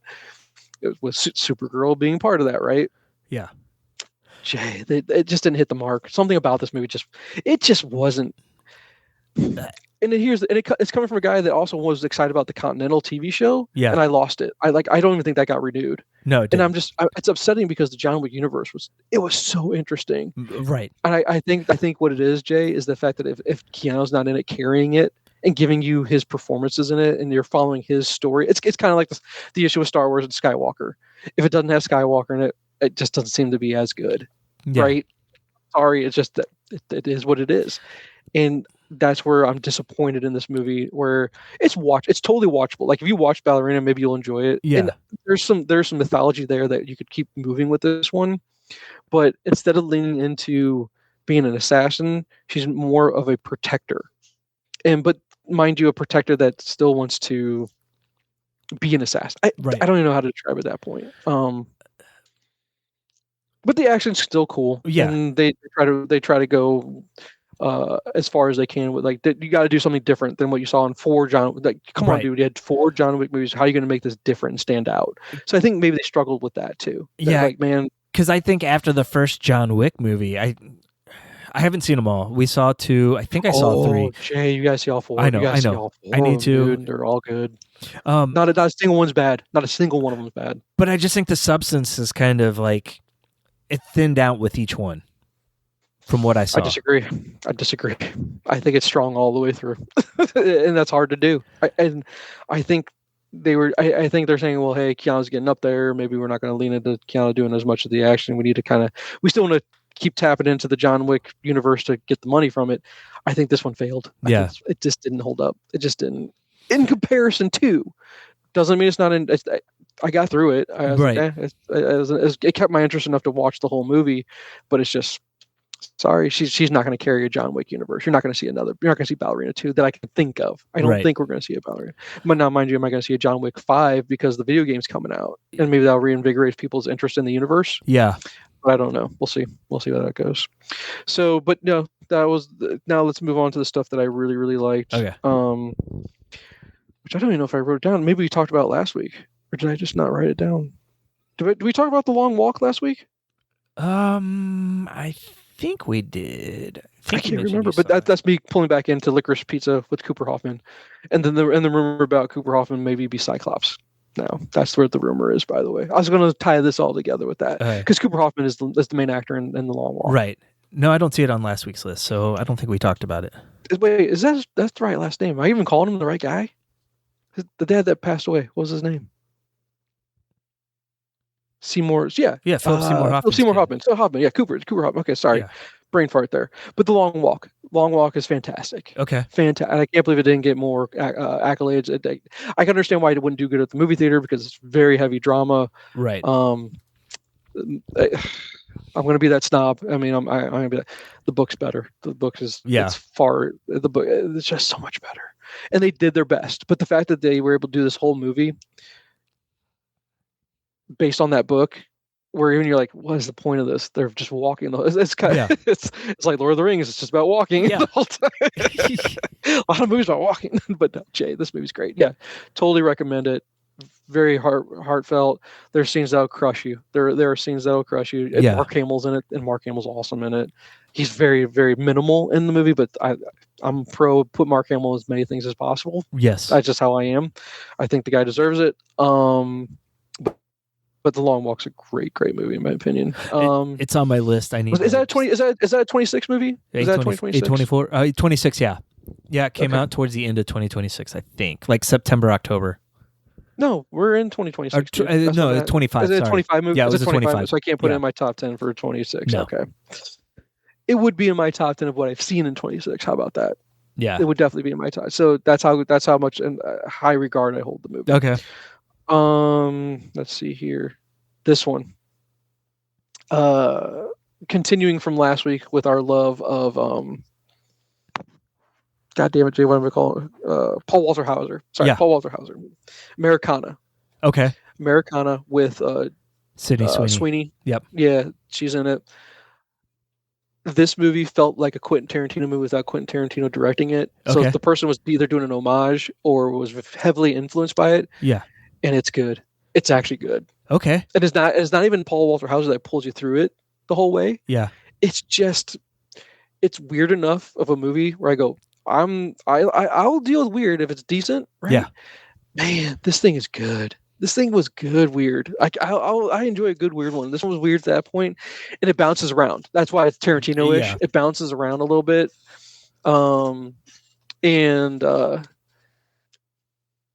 just an interesting movie. I'm telling you, it's an homage to Tarantino. Yeah, it really, really is. You're gonna be like, this gives me Kill Bill vibes, a little bit of Pulp Fiction vibes in certain places.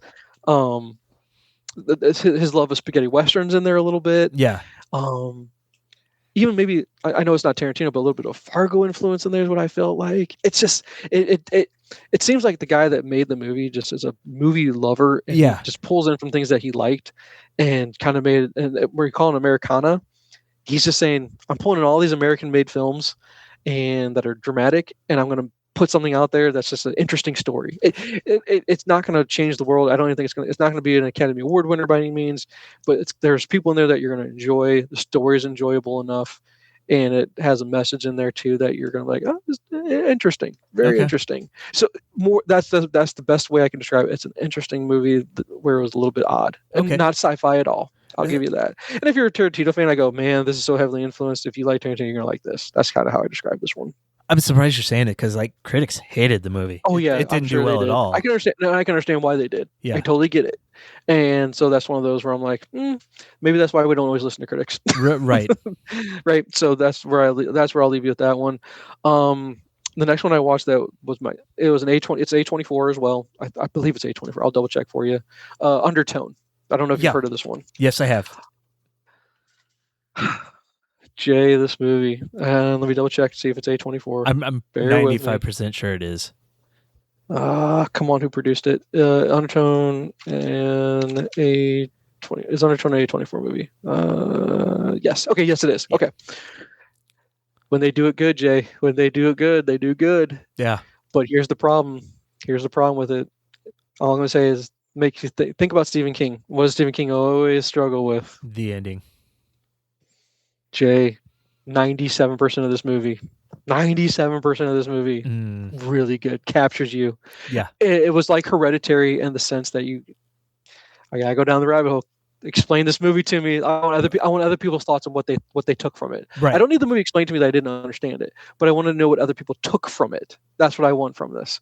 So yes, I'm going to recommend it. I'm going to recommend Undertone. Fast movie too, very fast. Gosh, I wish I could I'll get the runtime. Undertone runtime for you. It seemed like it went by super quick.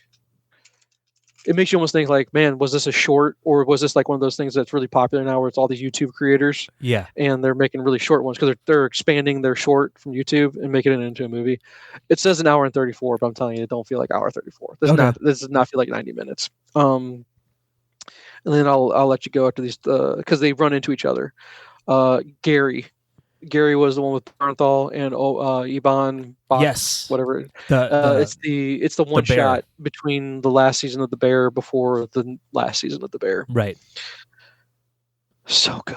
Bernthal's just fucking Bernthal, dude. He's so good, and it's just the character of Mikey. And it leads into the new season so well. It does, absolutely. Oh, so you did watch it? We finished the new season, yeah. Oh, you did finish the new season as well. Yeah. So okay, that's what we focused on. Yeah, The Bear. That's what I was going to be. I was going to end it off on The Bear. Just going prestige television, one of the best series of all time. It's up there with Sopranos, Breaking Bad. So season 1 was incredible. Season 2 was really good. 3 and 4 were a dip, but I felt like it bounced back with this season. Season 4 bounced back strong. It does. It's strong. It was bad. The fact that they did a recall on one of the most special episodes, where I think is that episode where the guy that was the Michelin guy, where they call him, Starman or whatever, Starman, where they did the snow out in the patio area for the family that came for like the first time or whatever it was. I don't remember what the whole situation was. The fact that they did callbacks like that. Oh my God, it's so great. And the fact that you get to see the arc of Carmen, you get to see him going through everything, and you can see that we get just a glimpse of who he is as a person. Were we supposed to think all along that Carmen is on the spectrum of some kind? I don't know, but he definitely gave it off that he could be. I guess there's just the fact that he can't connect emotionally. But I go, well, when your brother takes his life, he had traumatic events. I mean, you try growing up in that family. Well, oh my God, dude! There's such thing as families being loud and being obnoxious. I get that. My family can be that way lots of times, but not to that degree. But I'm like, oh my God, the degree that they were at. It just seemed like that their family suffered from a lot of bipolarism, maybe, right? Yeah, that's a lot of trauma. A lot of trauma, a lot of bipolarism, a lot of mental issues. The fact that The Bear is just the fact that what makes you care about it so much? Is it the fascination of the restaurant industry? Because it's fascinating. It is fascinating. But is it the like people? Is the relationships between everybody? Exactly. I think it's the relationships. I really do. And then just the character development from the first season to the end. Correct. Yep. And then the fact that, Richie's character is just so over the top from the very get-go, and his character development. The fact that you forget how much trauma he's still going through. Talk about what this guy's lost. And you don't even know anything about his family at all. I don't know. Like, you could do a Richie spinoff and try to learn about his character, and that'd be interesting to me. But I don't think they're going to spend it. They might want to get the Bear money, I guess. Hulu's like, well, we need more Bear. We need more because it does so well. What can we get? And the guy's probably like, no, that's the end. I'm stopping it. He's doing the smart thing. He's doing the Breaking Bad thing. We're done. We don't do the Dexter mistake. Stop. Don't do the Game of Thrones mistake. Stop.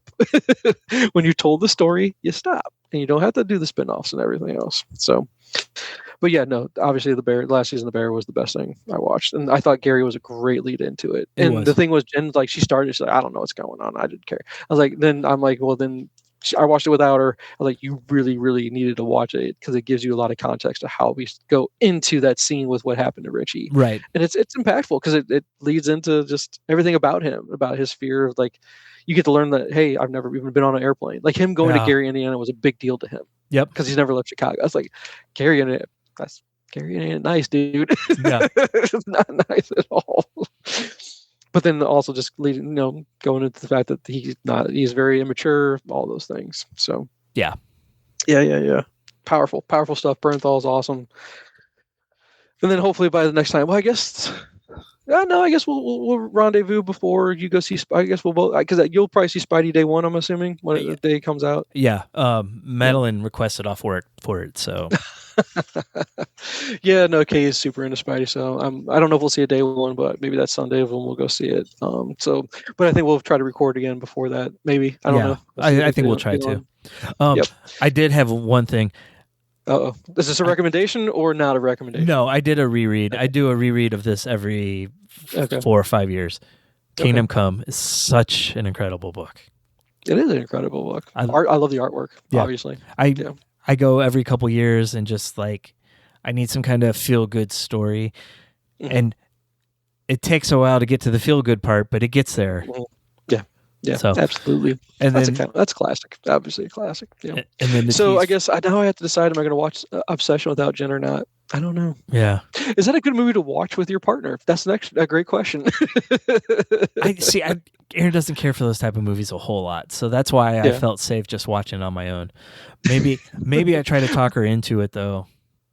Well, see, that's the thing. Maybe I'll watch it and see if she'd like it or not. Maybe I'll do a test run on it because we both love horror a lot. And I go, is this really horror though? Right. That's what everyone's calling it. I'm like, is it really though? And that's why because there's the gore. Yeah. Is it the gore? I think is there jump scares? I guess I'll ask you that. There's a few. Nothing too bad though. What would you compare it to? Can you compare it to something? Like, is it Fatal Attraction? Maybe, or even like maybe a little gorier version of Companion. It's got a lot of the same themes, just maybe a little darker. Okay. Yeah, I get you the themes. Yes, that makes sense now. Yeah, I get that. Okay. We'll see. Interesting. All right. And I'll give you a book tease for next time because I'll have it done by the time we record. Okay. Kings of the Wild. It's like a fantasy version of The Expendables. Pulling like, is this a pic? Does this have pictures in the book or no? Or is this an actual book? It's an actual book. Okay, and Kings of the Wild is the fantasy novel of Nicholas Eames, the first in the trilogy called The Band. Yeah. The book is about a retired band of mercenaries that come out of retirement to save the daughter of one member. Oh, that sounds actually pretty good. Yeah, it's so good. How long is that? How many pages is this? Oh, it's almost 500 pages. Jesus, why has every fantasy book got to be that long, bro? That's a long book. Not all of them are, but it's a quick read. No, they all are that long. They all are. Come on, dude. Oh, wait. Oh, I'm going to let you know. Kings of the Wild, entirely underwhelming is the very first thing on the fantasy Reddit thread that I read here. Because when I type that into the Googles, that's the first thing I'm seeing, man. Not underwhelming. It's a lot of fun. And Look at you just saying, no, you're wrong. It hasn't taken itself seriously. It leans into like some of the fantasy tropes. Kind of pokes fun at here when you bring that up, here's what else people are reading: Bloody Rose, Outlaw Empire, sequel. Black Tongue Thief. Yes, I've heard of that one. It's on Between Two Two Fires. That one's supposed to be really good. It's more of a historical horror fantasy. The Sword of Kagan. Got it. I just haven't read Blade it yet. Itself. I thought you read Blade Itself. Blade Itself, yes. I highly recommend that one. Red Rising, which you did. Yeah. Which your review of Red Rising makes me go, it's not that good. I don't even know if I ever want to even dip my toe into it. Golden Sun was a lot better. Maleficent 7? Don't know that one. Theft of Swords, Rage of Dragons. Rage of Dragons is supposed to be really good. Daughter's War. Don't know that one. Redemption's Blade, Black Hawks, Bone Ships, Critical Failure, Shadow of the Gods. I think you've talked about Shadow of the Gods before. Is so good. Yeah. Yep. Your fantasy shelf is going to start to get overwhelming at this point. I know. I'm doing a lot of fantasy. Is it my fault that I got you into this because I started sending you all those clips of all those fantasy reviews? No, I think it was bound to happen. Dude. I just get. Here's the thing. I enjoy people enjoying them more than me reading them. Yeah. I think because I love watching people get excited about good books, and then I'm like, I'll never find time to read those books ever. I know, and the problem is I keep getting more and more of them. Right. Oh, that's one thing I forgot to tell you. I have started because I guess I don't know what the plan was because you got an advanced copy. I did start reading the Batman animated series book that you gave me. Yes. I Am the Night. And it's really enjoyable. I'm about 25 pages in, and so far I'm really enjoying it. Good background stuff. Yeah, and I really like it because it gives you everything that was going on in animation at the time. Oh, it was a mess. Everything going on with Fox when they start building up their animation department. Yep. Mm-hmm. Yeah. No. So I'm enjoying it. It's just gotta find time to keep getting more into it. So, but yeah, man. No, strong. I say strong movie or strong week because I guess if we rate these by the week when we kind of do our watches and whatnot, this is a pretty decent week. I go. The Bear was great. The Bear pretty much canceled out anything bad, but Bear and Undertone, Americana. Find time for Americana, dude. I really want to hear your opinion on it. Man, you're making me nervous that you're going to hate it. I think that movie actually it's enjoyable. I liked it. I really did. I saw it was out there. I'm like, it's not high on my list because of all the reviews, but I'll try to hear about that here, so that I can. Okay, so what's something I should watch? I mean, you gave me Pretty Lethal I haven't seen, and you're like, it's okay. They will kill you. I was planning on watching that anyway. What's on your list that you're like, hey, this is going to be the next thing I'm going to watch? I don't really know. It's usually I'm one of those feel watchers. Like I have to find like what kind of mood I'm in. Yeah. Okay. Because I mean, obviously, Obsessions I'm going to watch. I've been kind of going back and forth in regards to whether I'm going to watch that McConaughey movie about the bus. Apparently, I mean, I was like, I like McConaughey. But I'm trying to think of what else has come out. I mean, Obsessions number one on my list. I want to watch that. That's obviously the first thing I want to watch. Yeah. But otherwise, I mean, I don't know. Oh, The Mummy, Lee Cronin's The Mummy. I really want to watch that. I want to get around to that one at some point. Yeah, I've heard. I really want you. Please do watch Long Walk. You really do need to watch Long Walk. Yeah, probably the top 3 on my list right now are Long Walk, Americana. Actually, I'd recommend you read the book. To be honest with you, I've thought about it. I don't know if we have that one. We've got so much Stephen King's. Dead of Winter. I don't know if I want to watch that or not. You ever watch Tag? If you've never watched Tag, watch that. Tag's a good one. That's funny. I like that movie. Yeah. I always stop at Midsummer and then I keep going. I need to just bite the bullet and watch it. I know you weren't necessarily crazy about it, but I'm gonna go. Yeah.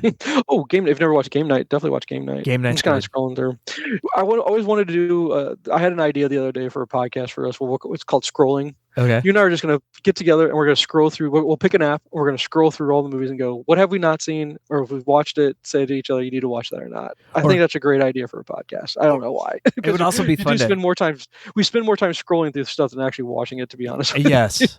I mean, here we go. Barry. But the problem with Barry is I think I need to start over because I forgot too much about it. I felt like every season I started it over.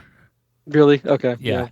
Chernobyl. I need to get back and watch Chernobyl. I never saw it. I still need to watch White Lotus. I mean, dude, yeah. There's too much. There's too much out there. See, here you go. I scroll through, and the problem is I'll scroll through and I'll go, oh, Man of Steel's right there. I'll just watch Man of Steel. Yeah, I've done that plenty of times too.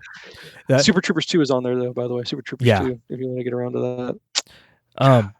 I think another fun podcast would be just comparing our algorithms for the same apps. Just to see what pops up first. Yeah.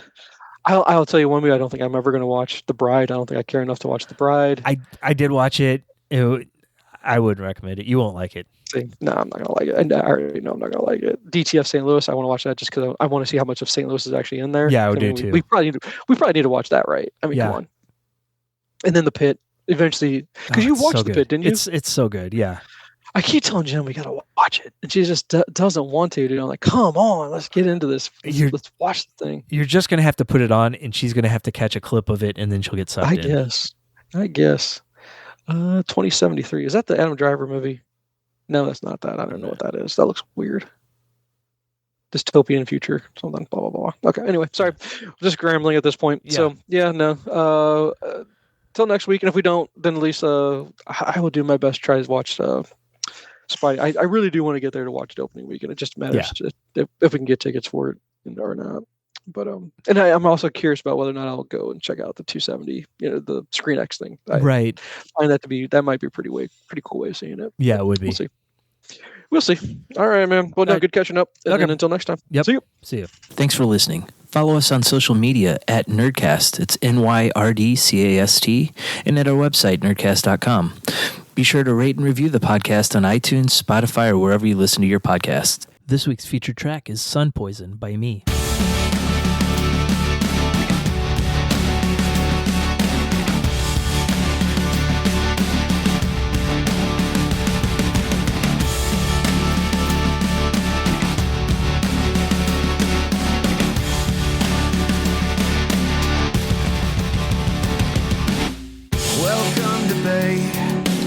Soak up the sun. All you can drink. Seashells for everyone. Sharks in a jar. Who buys that stuff? For sure, for real, I can't make this up. Sun